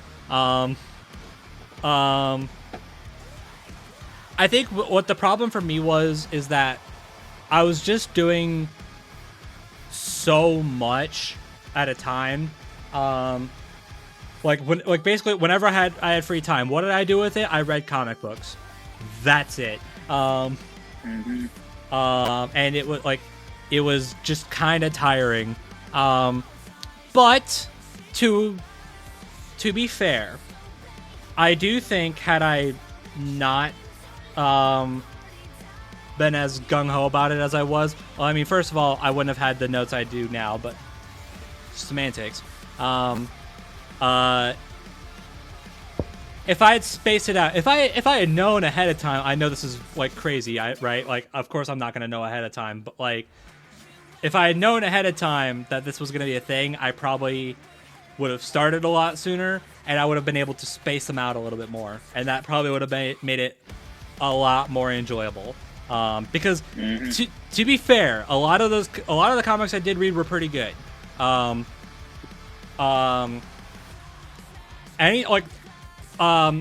Particularly the ones that where Johnny is the king of hell. That stuff is actually really cool.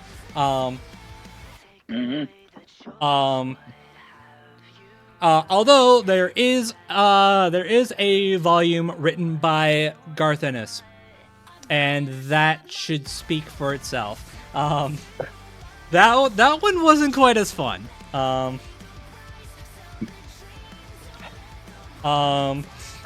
God help us whenever a boys character shows up for one of these. God, then we have to rep them. Oh, God no. damn it. Why would you say that? You're right, I'm sorry. Yeah, reading that, granted it was like, what, 5? I think it was like 5 issues long, so it wasn't even that long. But it really did kind of show me why people don't like his writing style all that much. I understand it now. God damn it. This man is disgusting. It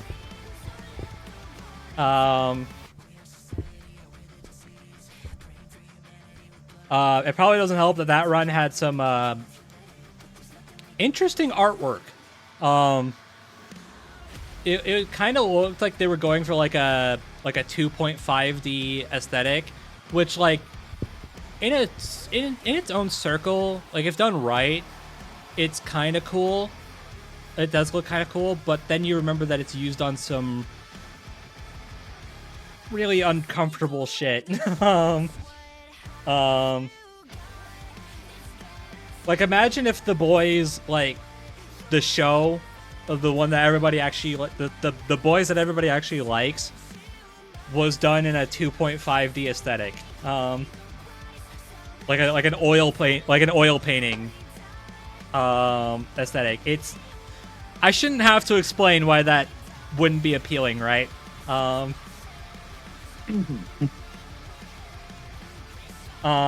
Yeah. Yeah.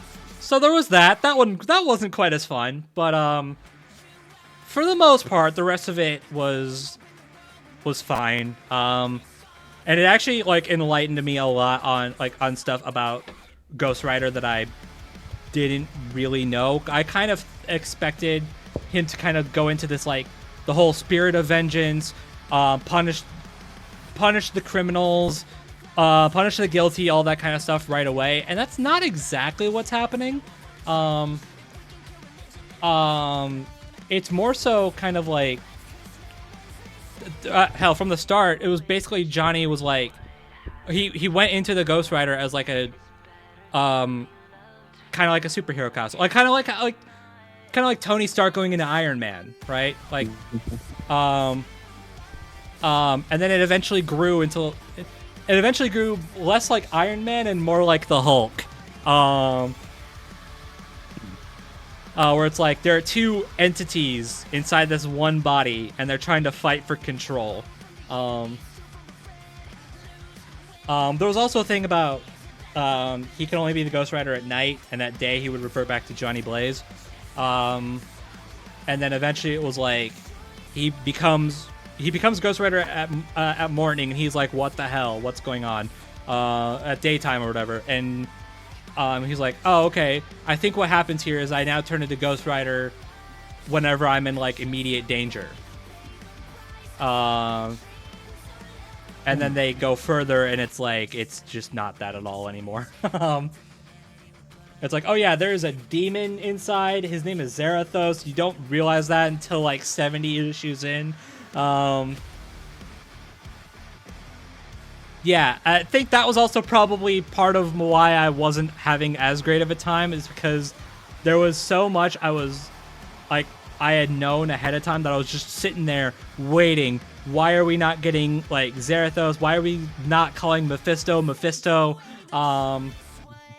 Like what's going on here? And then eventually we finally get there.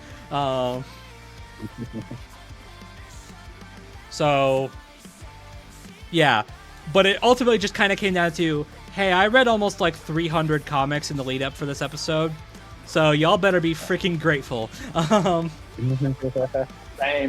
Same on my end. Nice. I literally put myself through hell. Anyways, yeah, I like Ghost Rider a lot. I don't think I ever really went into that, but I like him a lot. And reading the comics has definitely given me a bit of a new perspective, and I honestly kind of respect him more.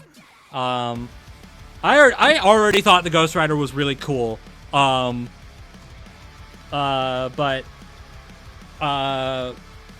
reading up to this was kind of like, it was kind of like, oh, there's a bit more than I was expecting, and I think this is kind of neat. So yeah, ultimately I did end up respecting and liking Ghost Rider more nowadays than I did when I started, which was already saying a lot. So Nice. I can't say this wasn't a complete waste of time. Yay. So yeah. Oh, with that in mind, Yeah. So about this whole aura farming the episode. Yeah, let's go into it. Yeah. So you can tell this is if you couldn't tell this was a little late. We got the preview today. Yeah. Yes, we did. Oh my god. Holy, it looks so good. Let's go. It is. I'm excited. This looks sick. Heck Yeah, this looks like okay. This looks like it's going to be the high. Okay, remember how we said Kratos vs. Asura lacked any sort of high octane adrenaline rush in its animation? Well, guess what? This episode's just giving us that. Yeah. Okay. Now here, okay. I do want to say one thing. I am not under the illusion that this episode is going to top Lobo versus Ghost Rider. I physically don't think that's possible. I'm sorry. Again. Like, look, if it ends up doing it, I'll take that. But I think that just in terms of like, okay, it's definitely coming along about as well as I was hoping it would. Because just looking at this preview, they straight up open with Johnny doing a fucking Akira slide. Yes. Yeah. Yeah. Which also too, can I just say, I don't know. It looks like him, but if this is Zach working on the hand-drawn animations, oh man, that couldn't be more perfect. Considering he was the one who worked on the. He was one of the hand-drawn. He was one of the hand animators for Lobo Ghost Rider, wasn't he? He was the one who did some of the hand so, yeah. Oh, okay. There you go. So bringing him back is definitely a must. Yeah. But no, I think just pops so well, and like looks like there's already a lot of like cool like interactions. Like you have like the fire beam struggle essentially. Yeah. Ryder using a shotgun, lots of chains again. Yeah, we get the Hellfire shotgun. Spawn is using his from Soul Calibur. Love that. And another good thing. Ghost Rider is using the Hellfire shotgun, the thing he didn't use the last time. There you go. Man, Yeah. if I had a nickel for every time a turning combatant for Death Battle was using a move that was talked up in their analyses, but they didn't end up using, I would have 2 nickels, which isn't a lot, but it's just finally satisfying. It's just weird it happened twice, and it's satisfying they're doing it now. And also about their comic characters, if you're talking about what I think you are. Yes, one of them is a comic character. Well, there you go.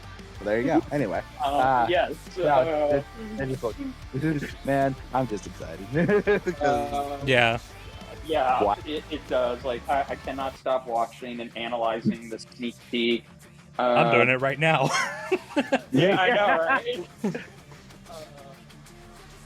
Also, props that it's taking place on a church on top of a church. There's so much. Okay, I'm just gonna say it right now.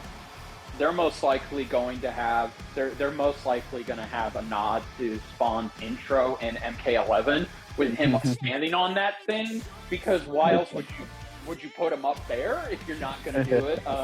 Especially because the M1K clash was referenced in Omni-Man versus Bardock, so why not reference Mortal Kombat again in this one? And it looks like they are going to use their full powers. And I love the scene of Ghost Rider attaching all of the chains on top of Spawn, and then it looks like he's dragging him down the building. Yeah. Which that's got to be a nod to the first Nicolas Cage movie that we were talking about, where he does exactly that. Yeah, no, I've seen that. That's cool. Yeah, this animation is no pun intended. This animation is lit. Heck yes. Speaking of lit, we got voice actors. True. One of them Yeah. returning. Yeah, Yep. the boy Stephen Kelly is back. Yep. Stephen Kelly is let's go. correct. Yes, he's coming back as Ghost Rider. Which heck yes. I'm so happy about that. Freaking Ghost Rider, like freaking Stephen Kelly's Ghost Rider was like one of the highlights of that animation. No matter what. Absolutely. Yeah. Well, not especially Zarathos. Oh yeah. Yeah. Oh, Are innumerable. oh, hearing that again would be so good. Yeah. I'm excited. I need to. Yeah, I need to hear him as Zarathos again. Yeah, and it is. He's got some good banter in here. It sounds. I do. I like this. I like this a lot. Yeah. And then we got we got Ray Spawn. Hurd. Ray Hurd is his name Yeah. as Spawn. He, Yes. he's new to Death Battle.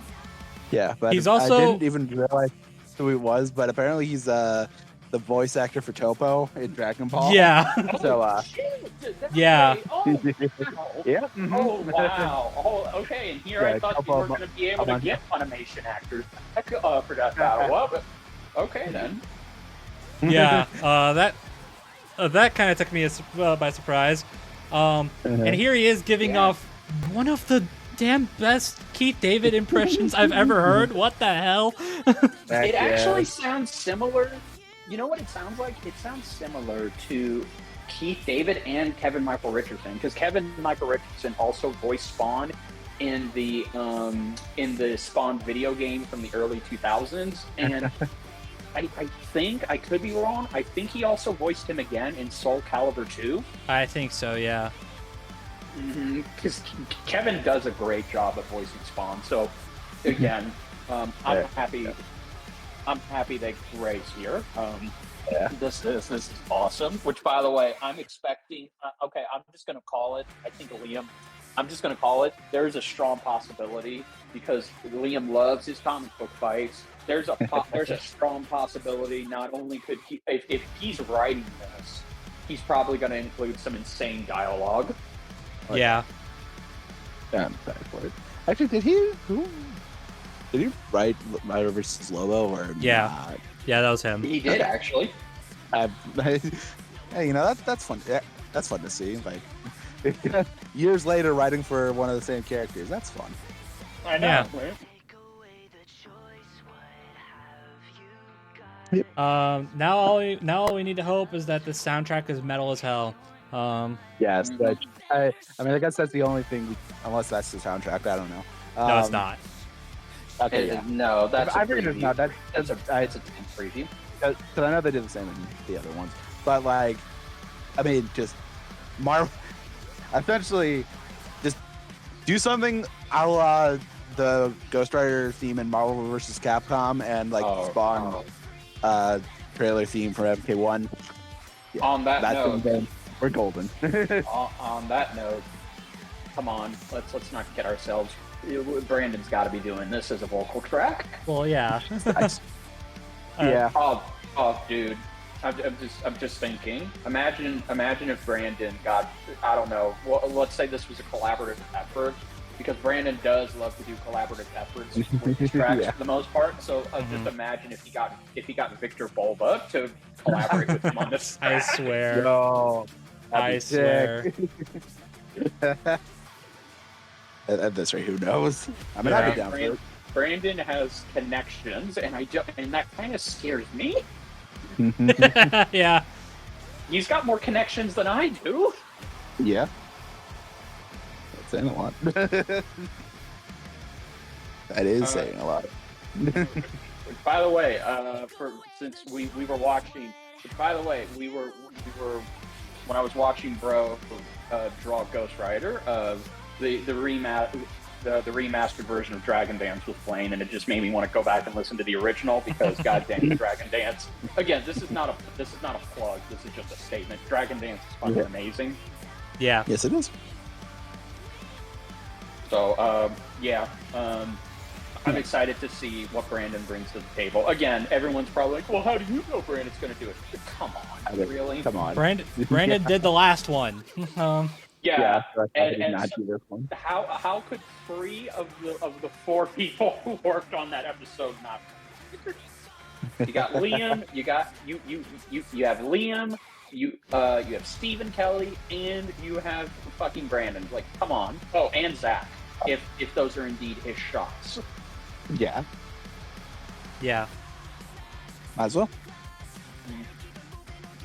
Oh, All right. Now there's a question we got to answer. What's up? And what would that question be? Who the hell wins this? That is an excellent question. Yeah. Okay. Yeah, we're getting into that now. All right. Kick us off, bro. Yep. Hope I want to say hopefully this doesn't take too long, but it's this fight we're talking about here. So, all right. Yeah, go on. Yeah. Just kick us off. So I mean, it's obvious at this point who's repping who, right? I wanted to be a bit more subtle about it, but oh well. Yeah. So I am repping Ghost Rider. I'm back. God damn it! I did not stay away for long. No, you did Much not. like these two, you just much like these two, you just can't escape. Yep. And then Richard is repping Spawn. I'm back because god dang it, run from it, dread it. Comic book fights and death battle, arrive all this. Yes, sir. Oh yeah, that is the thing. Yeah, this is our first comic fight of this batch, so that's cool. And it's not a Marvel versus DC. Holy shit! Well, Hallelujah. Well, it's our first Marvel character anyway. We did have Omni-Man. That is true. We did have Omni-Man. Oh yeah, well, yeah. Anyway, I meant Marvel specifically. Yeah. Anyway. Anyway. So yeah, the two of us talking about how we read all like a bunch of their comics. Yeah, this is why. And I'm just gonna go ahead and say it right now. Strap in. There's a lot to cover. Yeah, there really is. So yeah, I feel like there's more I should bring up, but I don't know. So I'm just gonna. So I say screw delaying. Let's just get into it. Go ahead. So I mean, the episode is Ghost Rider versus Spawn. So I'm going first. Of course. So, all right. Time to talk about good old Johnny Blaze. So, we've had a lot of characters on the show with incredibly painful and tragic lives, but very few can say that they've lived a literally hellish life. At least, not like the famous motorcyclist Johnny Blaze. Son of the stuntman Barton Blaze, little kid Johnny was witness to his father's death in a stunt show gone wrong.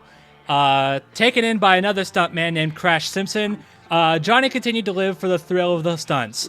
Until one day, while practicing, he crashed his bike, which caused it to explode, killing Crash's wife in the process.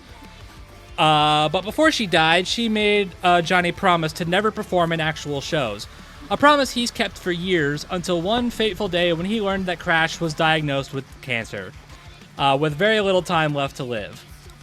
Desperate to save his life, Johnny turned to who was clearly the best possible option, the devil himself. This is Mephisto, the Lord of Hell itself, and who was already eyeing Johnny's life. Johnny struck a deal with Mephisto. Cure Crash's cancer at the cost of selling his soul. The deal was sealed, and true to his word, Mephisto cured Crash's cancer. Unfortunately, it ultimately didn't matter, because Crash died in what he considered a blaze of glory the next day. So now, Johnny is stuck with no father figure, and now sandwiched together with one of Mephisto's servants, a spirit of vengeance named Zarathos, who was actually once an angel of justice who ruled an ancient civilization eons ago, and who threatened Mephisto's realm. But upon his defeat at Mephisto's hand, Zarathos would be hot potatoed between different hosts before finally merging with Johnny, who might be his ideal host. Together, they became a specter of justice, punishing the guilty in only the most violent ways. The Ghost Rider. This fire-skulled let me try that one again. This fire-skulled aura farmer has access to a multitude of abilities, all spawned from his main power source, Hellfire. He can shoot it out of his hands, mouth, or eyes, cause massive explosions, and form pretty much any object out of it. A shotgun that shoots the stuff? Sure, why not? An infinite supply of chains that can restrain some of Marvel's heaviest hitters like Doctor Strange? Sure, why not? A personalized motorcycle called the Hell Cycle that can outrace Mjolnir? Sure, why not? And Hellfire is especially useful since it not only burns flesh, but can even burn your very soul. Not only that, but his body's practically made of Hellfire, making him extremely difficult to kill. Anything from having his head exploded, his whole body being reduced to nothing, being shot by a gun that can eat souls, and even a beatdown from the Hulk doesn't keep him down for long, and he gets back up more pissed off than anything else. It's actually stated that the only thing that can actually kill him is an act of God. Technically, the Rider is vulnerable to holy weaponry, but it's more accurate to say that he doesn't have any special resistance to them. He's been stabbed through the torso by one, and while it did mess him up, he still survived and walked it off. But while all this makes him extremely dangerous, it's hardly the most terrifying ability the Rider has, because that would be the legendary Penance Stare. Now, imagine every amount of pain and misery you've ever inflicted on others throughout your whole life, no matter how big or small, attacking you all at once. That's what this ability does, and very, very few can say they can walk away unscathed. But should your sins be so numerous and unforgivable, the Penance Stare can even destroy your very soul. However, the stare has been resisted before.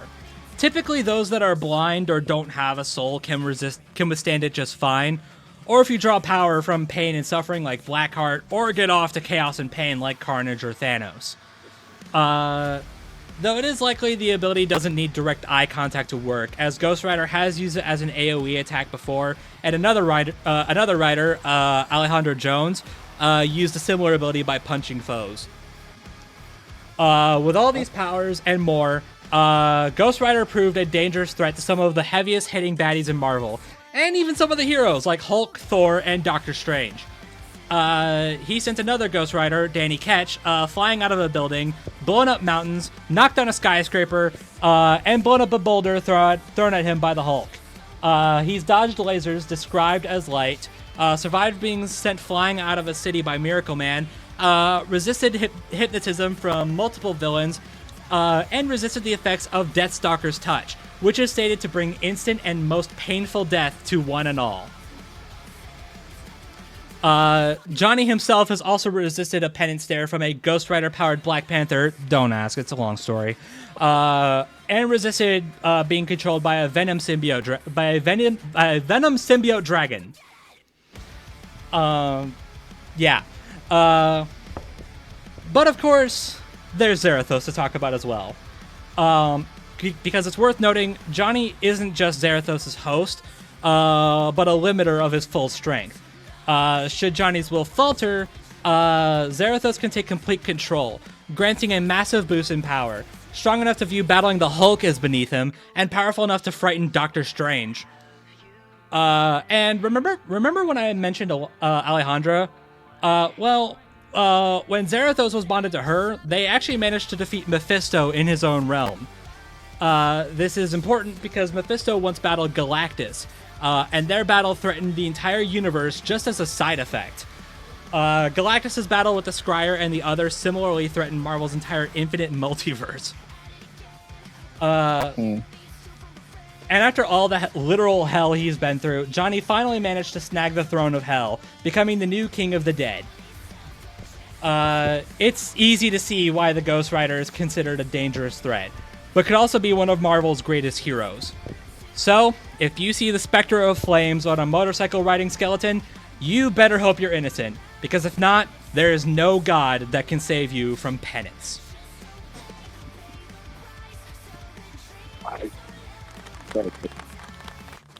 Right. All right. Okay. And now spawn. So turn off your lights. Yes. Merge yourself in the darkness, for the darkness has something watching over you. So, all right. You've all heard the story of one true love. Well, we've all also known that anybody will do anything to hold on to said true love. Spawn himself used to be a man named Al Simmons. He was a military contract killer. He was one of the best, if not the best, being renowned by multiple, even his boss. And he had a wife named Wanda. They were supposed to be inseparable, eternal, until Spawn was betrayed by his boss, and upon coming under great chemicals and explosions, Spawn was born. Al was sent to hell, and he was targeted by a demon, one of Satan's underlings, named Malboja. Malboja struck a deal with Spawn. He told him of the impending battle that he was waging on God and heaven itself. He wanted Al to be the general that would lead them to the gates of heaven and ultimately take down his brother. So Spawn was born. He agreed to lead the armies only if he could come back and see Wanda. Malboja agreed. However, very much like any other demon, he lied. He did indeed send Spawn back to see Wanda, only to find out he had been dead for 5 years. He had married his best friend and colleague Harry, and even given her a child named Cyan. And Spawn was furious. He decided to break the deal, and then he also decided that he would now repent against Malboja. He would now be Spawn, the Hell Spawn, somebody who works in the darkness, who watches over the homeless, because since the homeless are damned, Spawn might as well be damned with them. And he would be mentored by Cagliostro, a former Hell Spawn, who would teach and try and educate Al into what his true capabilities were. So, upon this, he would come across multiple different enemies. Of course, he would fight his Hell mentor, that being the Violator, aka Clown, and he would also fight other people as well, such as people who have hunted Hell spawns, vampires, zombies. He fought Batman and killed him, then revived him. He even fought Satan himself. And all of that was to lead him into protecting Wanda. Spawn struggled between the light and the dark, and it wasn't until the war between God and Satan came to a screeching standstill when Spawn was gifted angelic powers, and he was now brought in to help reshape the universe without heaven and hell. Unfortunately, he came with some constant, well, let's just say backlash. That being that Spawny Boy found out that he had repressed hitting and physically tormenting his wife. And so he decided that not only would he come back human, but he would come back not Al Simmons, just Spawn. And now his story, as of this moment, is about him deciding, who is he? Is he going to be the new king of hell? Or is he going to be Al Simmons, a good man who struggles with the darkness, but unleashes it upon those who deserve it? So if you're happening to come down an alleyway and you hear chains rattle, you see glowing green eyes, well, I think you better get your ass out and stay away from those alleys, because living hell is in them.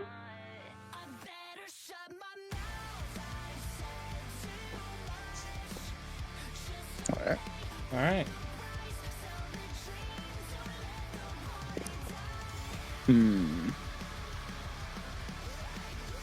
So this is an interesting for sure. Yeah.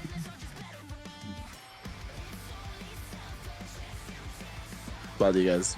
I don't know. Do you guys have anything you want to ask each other first, or what? Well, there is one question I have, but I think it's better to save that for later, because it's kind of like, to me, it's probably the most important question of them all.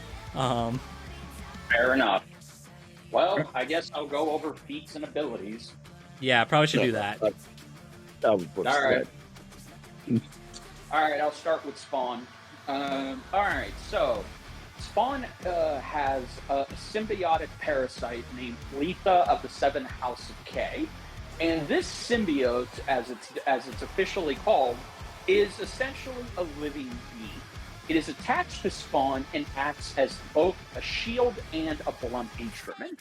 It has a mind of its own, and it attached to Al's subconscious. It formed the body that we now see, and since Al wanted to preserve his image without looking like a monster, he decided subconsciously that Letha should make him look and have him be himself, but all burnt and charred. So every time we had seen Spawn, that was how he subconsciously viewed himself as. He was a burnt monster. And Letha can do a lot more than that. She, of course, gave Spawn not only a new body, but she also gave him internal organs and a soul. And she also gave him this nifty little thing, and that being, she gave him access to every power imaginable. Spawn can do tons of things. As Death Battle themselves said, he's essentially a walking superpower encyclopedia. Can he fly? Yes, he can. Can he turn invisible with the assistance of his cape? Yes, he can. He can produce chains. He can alter the weather. He can manipulate the elements themselves. He can shape-shift his armor into various weapons, such as axes and other goodies. He can fire magic spells, and he also can teleport any distance he wants to go. He once teleported from an armory all the way back into the alleyway, and it was a very far distance too, but it takes a lot out of him. And he also can bring people back from the dead, doing this on numerous occasions, but it was under but it had to be under the condition that if he brings you back from the dead, you are indebted to him. You must do what he says, and you must be there when he wants you to be. He can also warp reality itself, bringing things into existence and conjuring other people or beings that he wants. And it should also be noted, Spawn's suit feeds off of evil. Now, when I say evil, I mean the vile shit. If you have done any evil, horrific act, such as rape, murder, sexual assault, or just anything that constitutes evil in the dictionary, Spawn can feed off of it and essentially use your past evil sins as a battery to fuel both him and the suit. He can also feed off of creatures that are just naturally, killers. This being, of course, lions and maggot worms. The maggot worms are important. He would used to keep a garbage bin full of disgusting maggots, worms, and parasites by him at all times, because if he has nothing to feed off of in person, then he can always use these maggots and other devilish things to help give him a boost. And of course, I think there's the big one. All of this magic doesn't come cheap, however. Spawn was given a counter. Every time he used this magic from the suit, the counter would go down. And if that counter hit 0, he would return back to hell, where he would have no choice but to do what Malboja told him to do. However, the counter is no longer in effect, And as of the current issue, he has been able to use his powers without any drawbacks to them. He just chooses not to do them most of the time because they take a lot out of him in the suit. And I should probably get into durability because Spawn has been through a lot. He's been stabbed, shot, he's had his limbs cut off, dissected, and at one point, he was able to survive having his head blown clean off until the suit brought him back. And it should be noted that when his body limbs were dissected, using the power of his body, he can actually move and puppeteer his little limbs to do exactly what he needs them to do. And he's even been fully disintegrated and out of existence until the suit was all that remained. But the suit holding a perfect DNA copy of him was able to bring him back. The drawback was the suit lost control, and Spawn had to find a way to tame it, or anything that walked by him, even if it wasn't a criminal, would die. And then finally, there's the other big one. When Spawn was recruited by the mother of all creations to stop both God and Satan from going crazy at destroying the world over their battle, he took Spawn to the Garden of Eden, and she revealed that upon eating an apple from the tree, Spawn would gain angelic powers. These angelic powers essentially made him a god. He was able to wipe away all of the planet with just a single blast. And it should be noted, he didn't destroy the planet. He destroyed humanity itself, and he was able to also send all of Hell's armies back to where they came from, and even defeat a creature that was one of God's pets that was for his generals. The thing that he defeated was said to be containing God's generals' anger and rage. And when Spawn killed that, he essentially severed her anchor in this world, and he was able to actually help the Mother of all creation banish God and Satan to an alternate universe where they believed they killed Spawn and they were the only two people left. And Spawn erased both heaven and hell, the earth not having an afterlife in either regard. Spawn is definitely one of, if not the most overpowered comic characters of his universe. Yeah, I can see that. Okay. Well, Z-Dog, what questions do you have? You're the one who hasn't been repping anybody, so. Kind of thing. Well, okay. Well, first of all, is that it? Richard, do you have any more? That's it. Okay, so I have a. Okay, so Spawn's thing on like. I'm thinking of like his Spawn's thing of like, what? Like he fuels himself by like any evil. Correct. It has to be evil so sinful that it essentially gives both him and Letha a power boost, and essentially, the person who committed the evil is a lightning rod to Spawn. He absorbs it. Okay, well, question.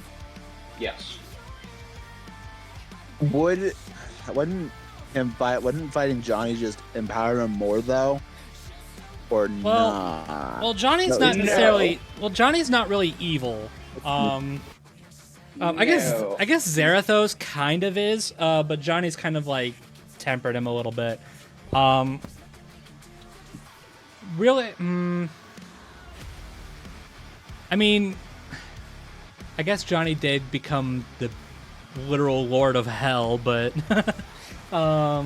yes, he did. But does he murder people? Has he committed atrocities such as rape or horrific shit that everyone in Spawn universe has done?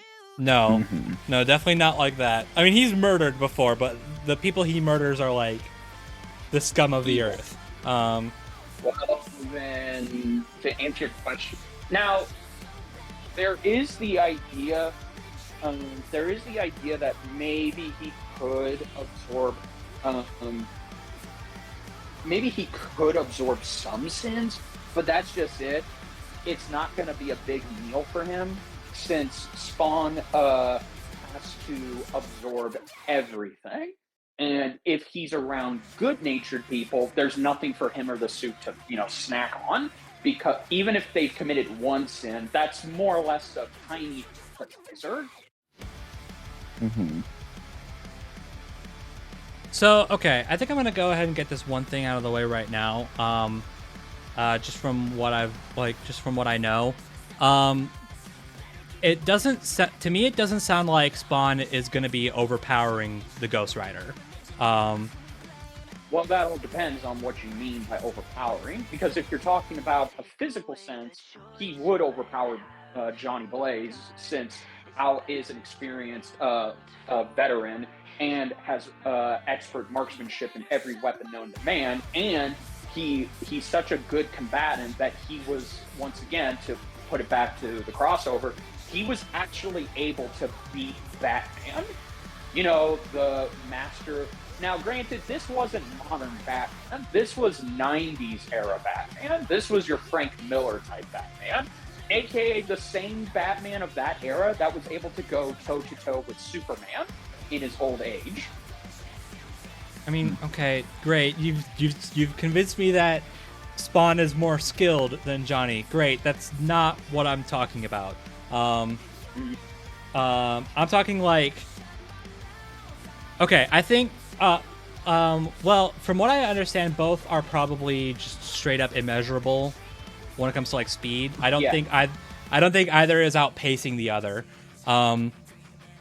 Yes, Spawn has been able to go so fast that he has been able to shatter dimension. So yes, I would say he's just as fast as the Rider's health cycle.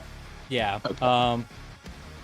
But at the same time, I think Johnny, even like the basic bitch Ghost Rider, not even talking about Zarathos, like regular Ghost Rider can fight on par with like Doctor Strange. Yep. So, I don't think. Okay, what I'm saying is I think Ghost Rider is stronger than Spawn. And then I think Zarathos just kind of like Zarathos being able to contend with like Galactus just kind of makes it worse. Yeah. However, I wonder how much that's going to matter. Okay, I'm just gonna go ahead and get the question I alluded to earlier out of the way right now, because ultimately this is probably gonna be it for me. How the hell are either of these two going to kill each other? Well, okay. Go ahead and ask the obvious question that your only mate and Kira Armstrong asked me, and I'll give you my answer. All right. Well, I'm guessing that involves would Ryder's pendant stare? How deadly would Ryder's pendant stare be on Spawn? I'm guessing. Yes. Then how? Okay, so if you're asking me, can Ghost Rider's pendant stare work on Spawn? Correct. Yeah. Okay. Yes, it can. But at the same time, no. For some areas, because remember how I said that Letha gave Spawn internal organs and a soul. Yeah, that's just the key wording right there. Spawn doesn't actually have at the time. He didn't actually have a soul. He didn't have internal organs. He was still near invincible, but he wasn't unbeatable. So if Ghost Rider tried to take his soul away, Spawn and Letha would be able to keep fighting without that soul, because Letha can bring Spawn back as if he was good as new. The drawback, however, is Letha cannot bring Spawn back if he is killed by beheading or anything that is too much for him. So, example being, Spawn is limited on his magic. He, for all intents and purposes, still is a human being, and since he now has a human body, but he's attached to Letha, that means that he has ways to die that a physical human would. It's just, it all is going to depend on Lythra trying to bring him back, or if it can bring him back fast enough. I believe the regeneration works similar to Hulk, or at least somewhat on Lobo, where as long as there's some manner of Spawn's DNA around, he will come back. But well, that I can give you. Go on. It's kind of wibbly wobbly, but yes, the point is Spawn can die. He's not unkillable. In fact, there were times where when Spawn died, both heaven and hell did not want him, because he would start a war between either of them, as he didn't like how they were doing their things. And to add more evidence, Spawn has been affected by something on the Penance level before. Basically, to make a long story short, and I posted about this, a friend of Cyan's who finally got physical form again, essentially she used a Penance-like maneuver on Spawn, and the narrator says Spawn was not unsusceptible to it. In fact, it was the opposite. Spawn was able to feel all of the agony, all of the death that these people had gone through, and it broke him down mentally. And the narrator specifically states, because Spawn was trained in physical military hand-to-hand combat, his mental strength was not disciplined. So you can attack him mentally and weaken him enough to get the killing blow. Okay. And then there's also the fact that if Spawn, let's say hypothetically Spawn does die, then it's all going to be about killing Lythra before she can bring him back, because Spawn has been the dust before, and it does take him a long time to come back depending on the injuries. However, if there's no necroplasm for him to have in his systems, he's essentially a dead duck. But I think if Ryder could just outmuscle him, like, yeah, I think, if Spawn's needing to use like more necroplasm to even keep up with him, I think that's pretty DMing. Yeah, that sounds DMing. Okay. I do want to continue if you're gonna be about, because I was gonna go somewhere else.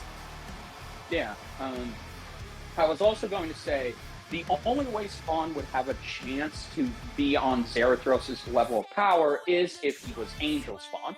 Now, granted, he lost that form a long time ago, but I could see him getting it, and it would be possible for him to use it against Zarathos.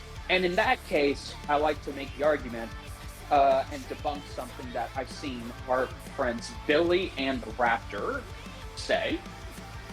I'm about to break your minds right now. There's always been a misconception that Spawn fought and defeated both God and Satan when he was in his angelic form.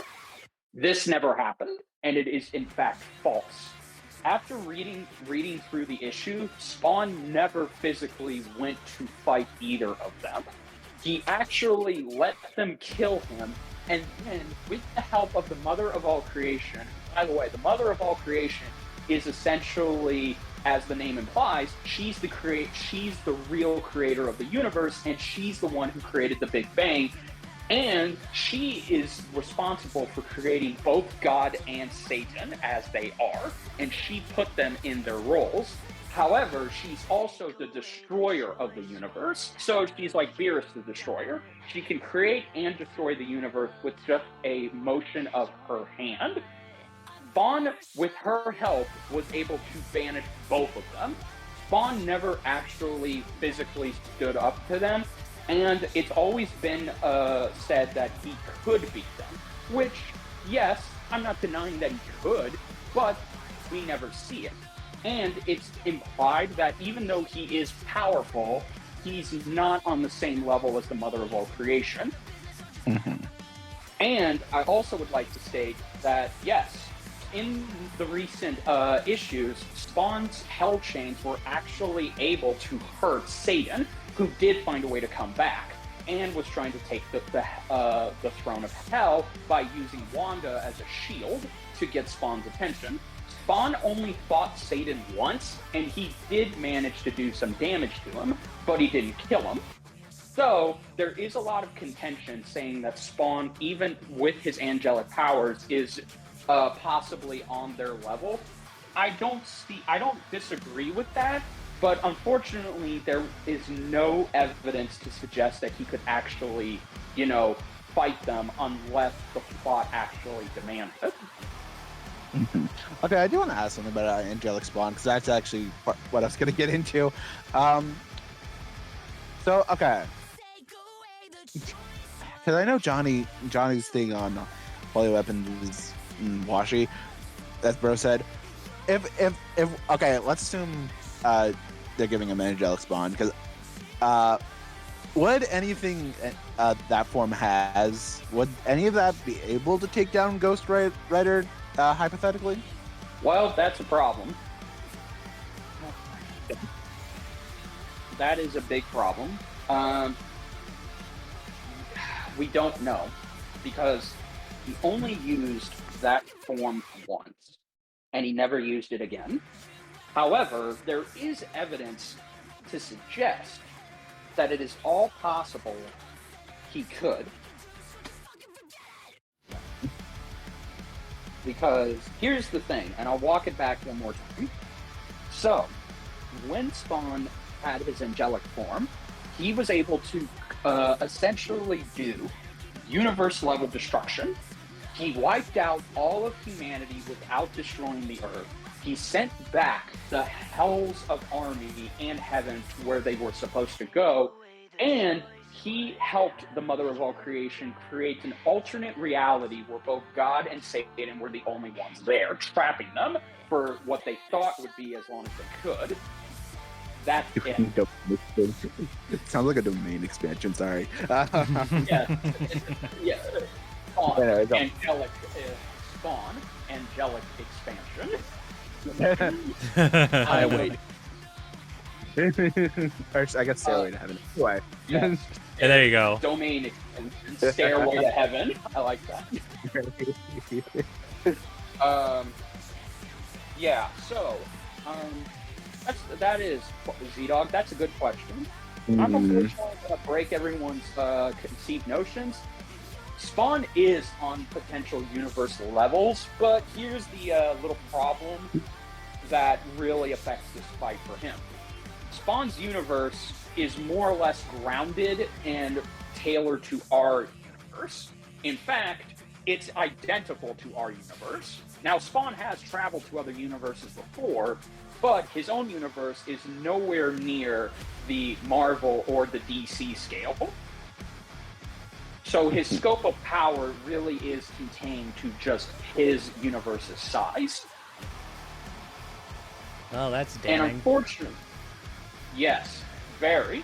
And to make things worse, Spawn has never fought in somebody, at least on his angelic power, he's never fought in somebody on that level. Again, it's implied he could, but we never see it. And I'm willing to believe he could not beat the Mother of all creation, because the Mother of all creation states, I created the universe. I was the one who started the Big Bang.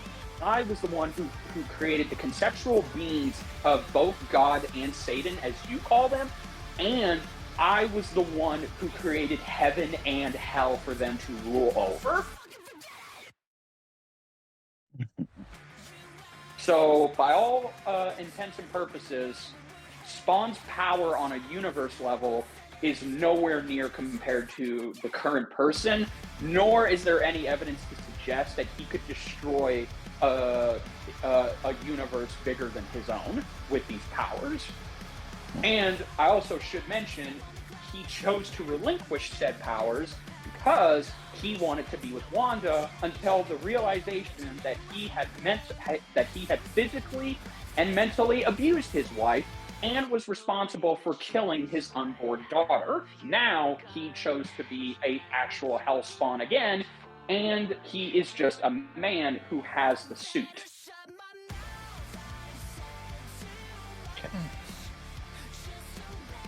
Okay.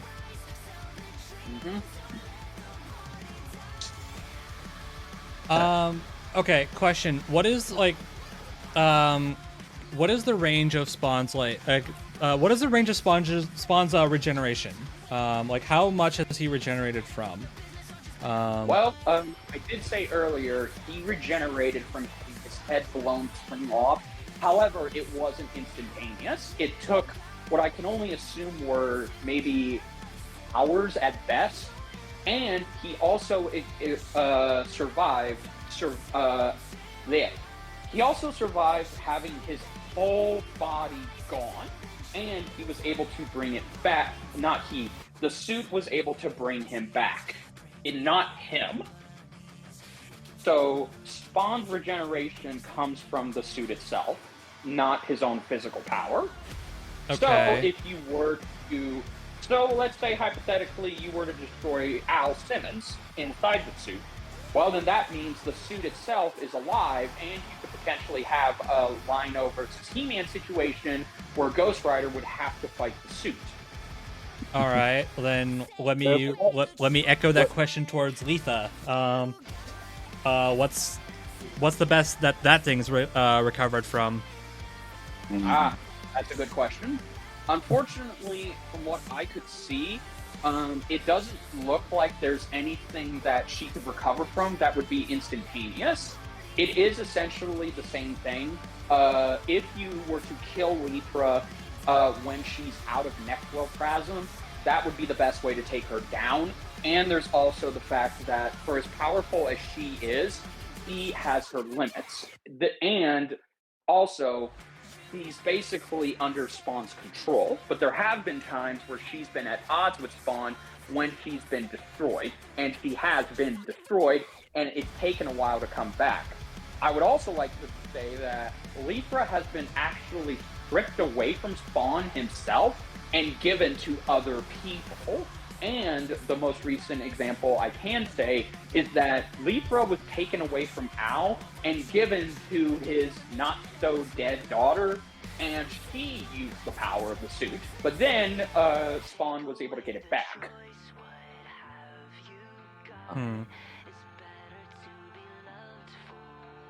I can definitely feel the parallels between Letha and Zarathos. Yeah. Also, I should have mentioned too, Lithra is a vampire. Oh, cool. Yeah. Yes. And there was something else. So, Spawn at one point was Alucard.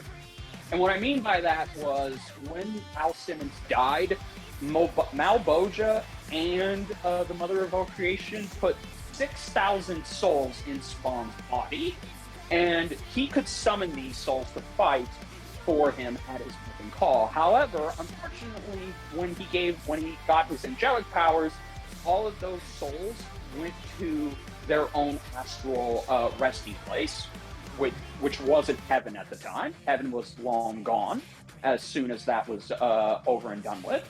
So Spawn only had a handful left. He used the last of them, and now he only has one soul. And if that soul's gone, it's gone. He has no other reserve.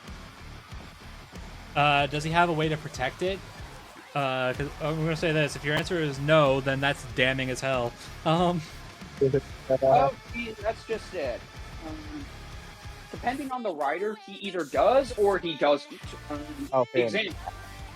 Yes, it's basically whatever the plot demands. So Spawn has gotten. I would say the safest bet would be yes.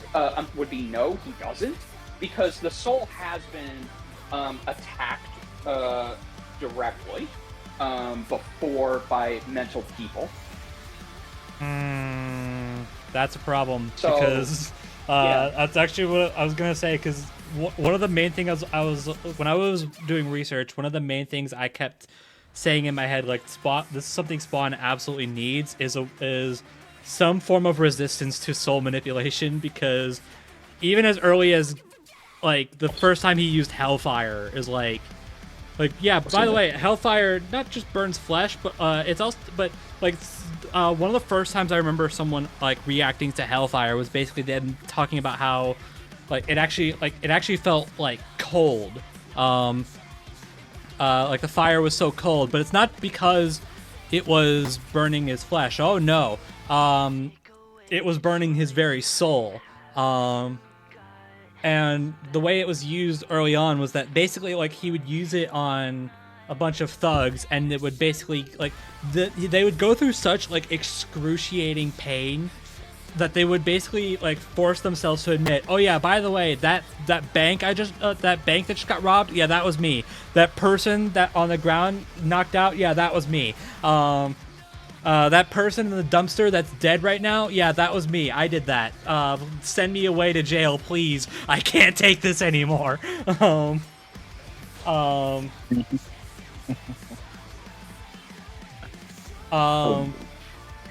Right. And So- the other thing, okay, so even if Spawn does, okay, so bear in mind, I came across no comics that showed his soul being attacked.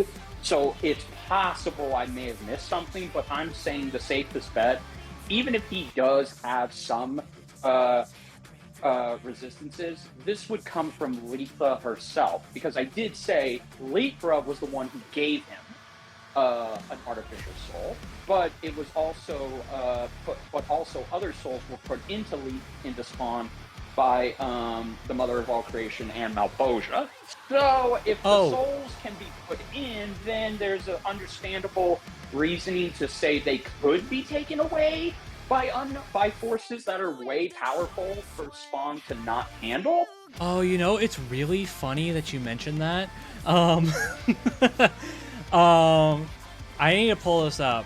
I took note of this. I've forgotten a lot of the details. It was a while ago. It was pretty early on, actually. So Ghost Rider's fighting someone. I'm trying to look for it right now. And he had, and I quote, something like it was something along the lines of like, yeah, okay, it was Centurius. That's his name. He basically had, and I quote, 10 times 10,000 souls inside of him. And what does Ghost Rider do? Well, I'll tell you what he does. He grabs him, and then like he, by some magic, I don't know. Basically, the souls get forced out of him, and now here he is left without a soul. Obviously that was damning in the future, because that means, oh, by the way, your precious little penance there, yeah, I don't have a soul anymore, so screw you, buddy. But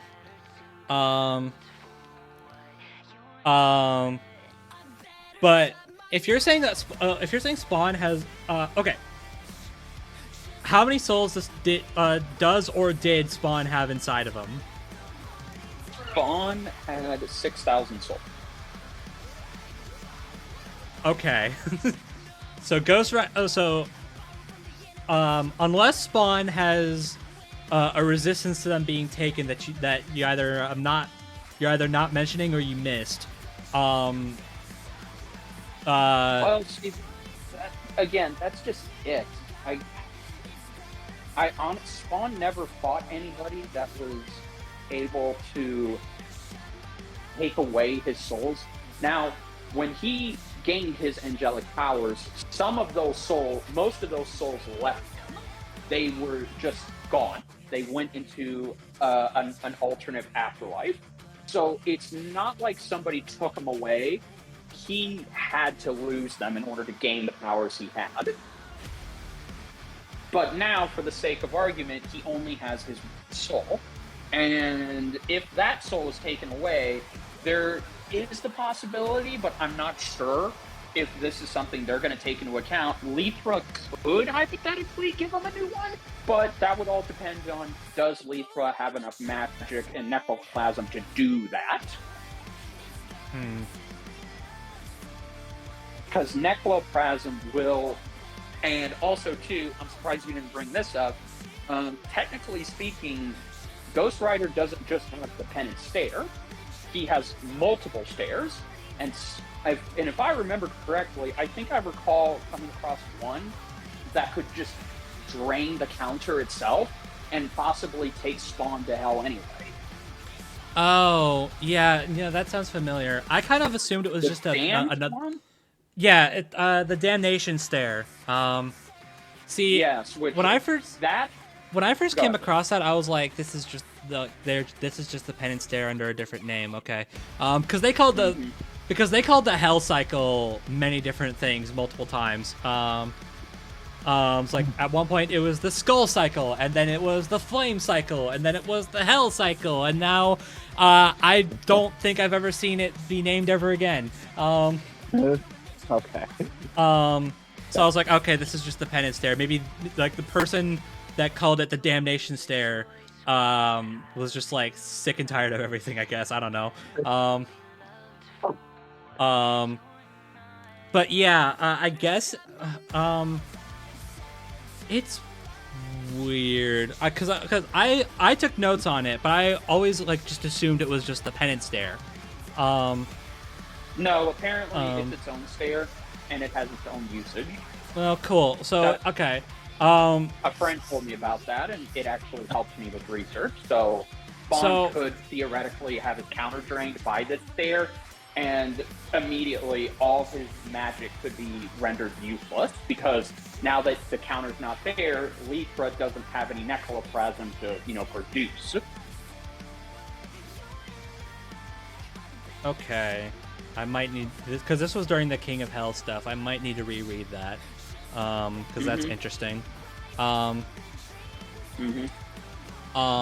least I'm pretty sure that's when, because there was a whole thing in the story where Ghost Rider would use that on a demon that had escaped from hell, and it would send that demon back to hell, I think, and then but like a part of that being would be like absorbed into Ghost Rider. So there was this whole thing about he would absorb so much that he was like starting to lose himself, and he was starting to like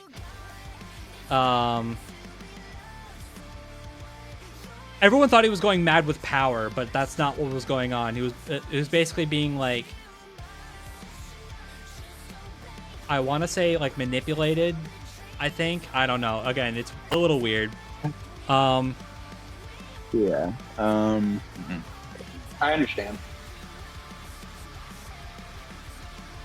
I guess if it had registered in my mind that it was a different thing, then I probably would have been like, oh, okay, hold up.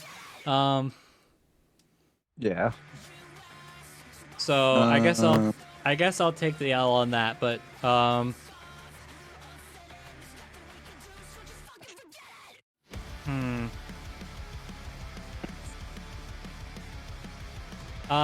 not gonna lie, it's kind of looking like Ghost Rider wins this. Yeah, Ghost Rider would be the safest bet. Okay, yeah. It doesn't sound like Spawn's like 100% out of it though, but like no, he does. I think just the combination of being way stronger, penance stare. I think that's just, and if he has no real counters to it, like I think that's just a solid, yeah.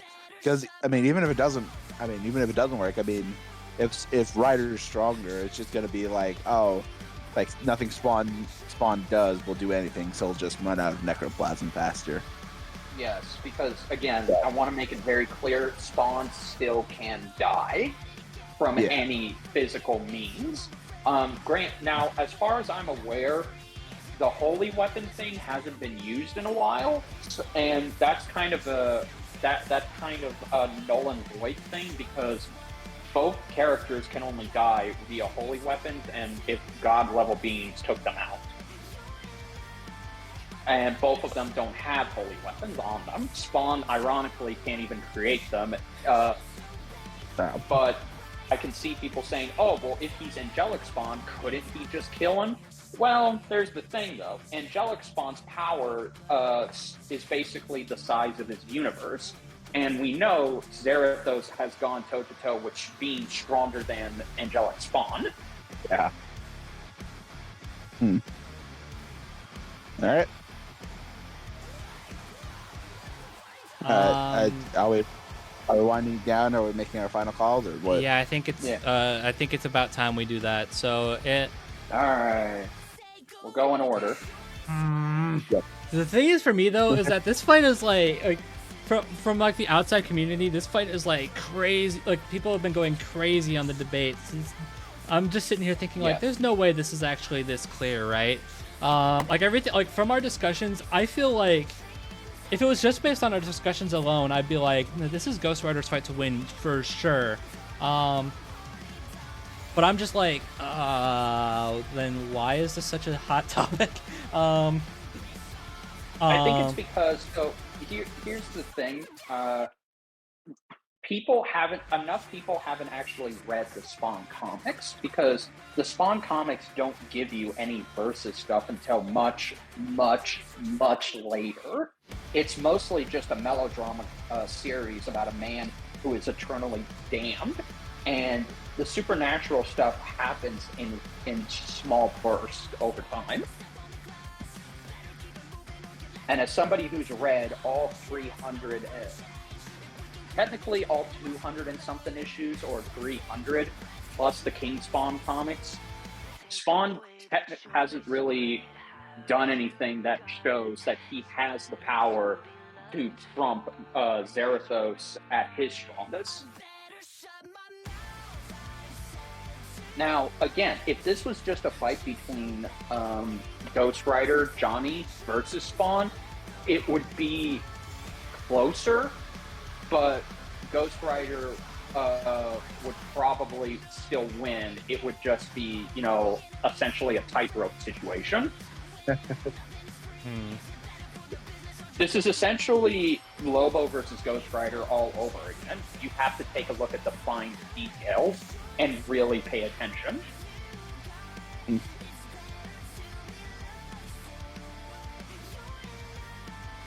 All right. Well, I guess final calls. I'm gonna go with Ghost Rider.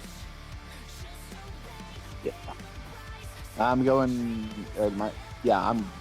I'm next, right? Yeah. Yes. All right. I'm going Ghost Rider as well. Sorry, Spawn. I'm a little sad, but at the same time, his run could have been so much better, but he still has a kick-ass animated series. I'm going Ghost Rider. Yeah. All right. Yeah, I did. It does sound like it'll at least, like, it's not going to be 100% easy, because No, it's not. But okay, one thing that I should have factored in, ironically, Ghost Rider has the better hacks compared to Spawn. Spawn can do anything you can imagine, but Ghost Rider has many different ways to put you down and your soul. And I would say that Zarathos is stronger than Angelic Spawn, because we didn't see much of Angelic Spawn. He was only used for 2-3 issues at most, and then after that, he was gone. Oh, real quick. This has nothing to do with anything. I just wanted to bring it up. Because it's actually like a very common misconception with Ghost Rider. Talking about going back to the penance stare. One more thing I wanted to bring up, because if I don't, then someone in the comments probably is going to. It's a very common misconception that the penance stare doesn't work on people that don't regret their actions, that don't regret their sins. Because I'm sure y'all have seen it. There's a very famous instance where Ghost Rider tries to use it on Punisher, and it doesn't work. And his reasoning is, and I quote, "I regret nothing," or something like that. It's something along those lines. It actually is, "I regret nothing." Okay, cool.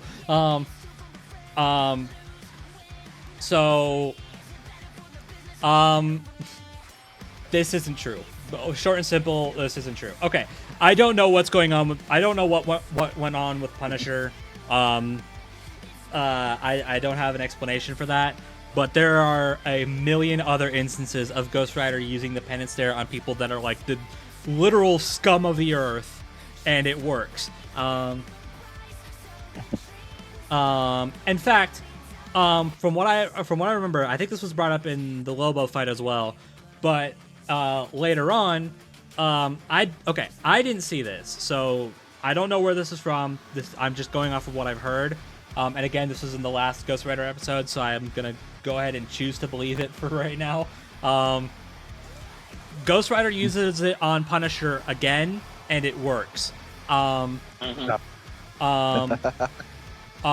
doesn't kill him, to be fair. Actually, okay, you know what? There's actually a few instances. There's actually a few famous moments where the penance stare doesn't kill its target. I kind of want to bring up. So, for Punisher, when he uses it on Punisher, from what I remember hearing, it does make him like very, very nauseous. So there's that. Another instance, this was brought up when debating Ghost Rider Lobo, is when he uses it on Deadpool. So Ghost Rider use it on Deadpool, and the next instance shows both of them being like knocked back, and Ghost Rider reverting back into Johnny Blaze. And even he's wondering what the hell just happened to me. So what's actually happening there is Ghost Rider, the penance stare is basically forcing Deadpool to relive his past. And if you know how sick his past is, I think you understand the problem here. And Deadpool at the end of the comic, by the way, solid comic. I recommend it. It actually shows a more serious side to Deadpool, which I do very much appreciate. There's a lot of it runs that do that, so I'm glad you found one. Deadpool asks Johnny, it's like, is that what, like, were you here to kill me or something? And Johnny's like, no. I think Ghost Rider just wanted to show you. I think he was showing you, like, Deadpool something, or he was showing Johnny something. I don't remember. But basically, the point I'm trying to make, the important part is that Johnny tells Deadpool if Ghost Rider was there to kill Deadpool, he'd be dead. So there's that. And then there's another one. This is Robbie. This isn't Johnny. This is Robbie Reyes. He uses it on Captain Marvel. And she's able to withstand it. That's the key thing. She withstands it, which is still crazy, but like, it still worked on her. It still worked on her. And Robbie's sitting there. He's wondering, what the hell? How are you not like?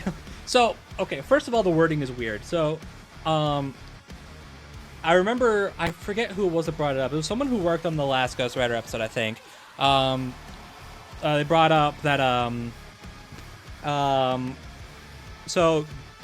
when Ghost Rider uses it on Captain Marvel, he specifically notes, it's not specific, but he notes that he's trying to make Captain Marvel feel the sins of the Kree, because, you know, she's part Kree. So they've someone viewed that as like he's targeting the Kree sins, not her own. So, and she's long since cut herself off from that, so which could possibly explain that, but also, like, it does still affect her, and he's asking, wait, how the hell are you not, like, dead? Like, no, I think his word is, like, no mortal can withstand the penance stare. And Captain Marvel's response was, who said anything about mortal? But also she notes that she's been dealing with penance her whole life, and so this is a weird instance, right? But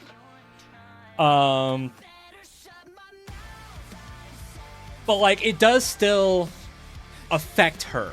Like, she still has the fire in her eyes. She's still like stumbling a little bit. I think Captain America has to like pick her up, and be like, "Yo, you okay?" And she was fine, but she's still like affected. So I'm like, this is weird. Right.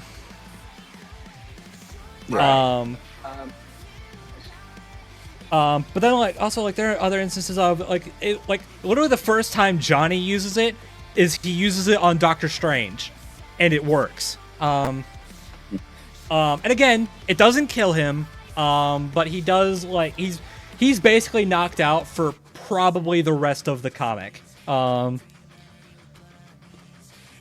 Meanwhile, Ghost Rider's dealing with something else. I forget.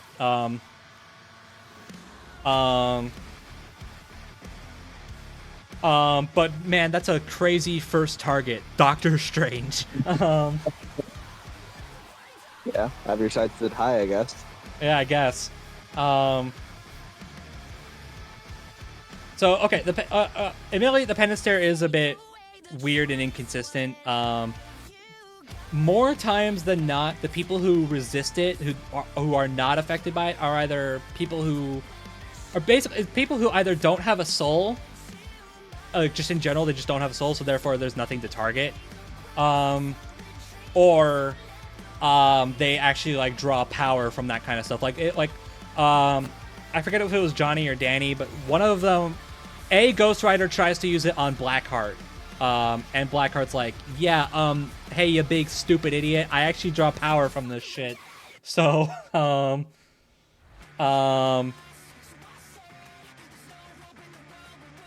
then I forget if it was Alejandra or Danny, but one of them tries to use it on Carnage. And he's like, the Penance Stare targets like chaos and whatnot, and chaos is what I'm all about. So it doesn't work on him. And also, it's just weird. It's weirdly ineffective against symbiotes. I think it's because it's like the multiple sites thing they got going. Which, I mean, to be fair, that would be technically an effect here, in a way. Maybe. What's the question? So the Penance Stare has a weird track record against symbiotes. Yeah. And most of the time when it does work, it has an effect on the writer himself. Like it takes a toll on him. And there are other times when it just straight up doesn't work because symbiotes have this weird thing of like diluting eyes or some shit. I was gonna say like I wonder if that would like come into effect here, but I don't know if it would because of the whole spawn thing, spawn suit. But I don't know. It's more just I don't know. Something I noticed, but I don't think it's not like it changes anything if that's the case. I don't think. But No. So, again, I just want to say, based off that panel I posted, you would have to go way back up to find it. But based off that panel I posted, Spawn has no resistances to Penance Stare-like mental attacks. And therefore, yeah, like right here, like reading it, the ghosts that she devoured into a single union, then shatter themselves. I'm reading this verbatim, implanting their shards as many as possible in many possible places on Spawn's body as they can, burrowing deep inside, where now he can feel their pain. He's fought hundreds of times against supernatural forces, but as trained in military, he always has been far more effective in physical battles, meaning he's susceptible to those forces when buried inside him. They want him to be his own enemy. Okay. And you actually see these things take shard form, and they're attacking Spawn mentally, and he's getting sick, and he can't fight against it. Hey, can you do me a favor? Can you repost that this is just as a side thing. Can you repost that panel in our chat? Sure, I could send that to sure. someone. Yeah, but that just probably was just wondering, like, I wonder if like writers think on symbiotes will like have like a similar effect on like Spawn and Alice as like the suit. I don't know. There you go. If that makes sense, yeah. Yeah. Yeah. So Like the whole- yeah. Anyway, Anyway, that was a complete We sidetrack should. for something that was already like we've already like made our final calls. So yeah, okay. Um,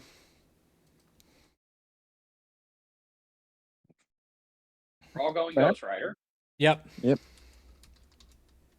will see how that goes. Hmm. All right, and with that, We're yeah, done. Um, We are done. Bro and I are free. all right. Yeah. So cool. Okay. So with that in mind, I guess yeah. Thanks for watching. We don't have anything else. Except actually, we kind of do. technically, Um, but that will because be coming later. yeah, that'll be its own separate video. Bit of a Yeah. wink, wink, nudge, nudge there. We do have some. We did a little experimenting today. Yeah, we did a little Well, not today, experimenting. you know. Yep. So, yeah. Um, so with that in mind, thanks for watching. Hope you enjoyed Kratos versus Asura. If you didn't, I'm sorry. I understand how you feel at least. Um, Sorry. but yeah, sorry. And hope you're excited for Ghost Rider versus Spawn. Let us know who you think is going to win. Hmm. And who has more aura between the two? Let us know. Um, so thanks for watching. Hope you enjoyed. If you managed to stay through this whole thing, you are quite the soldier. Here, here. All right.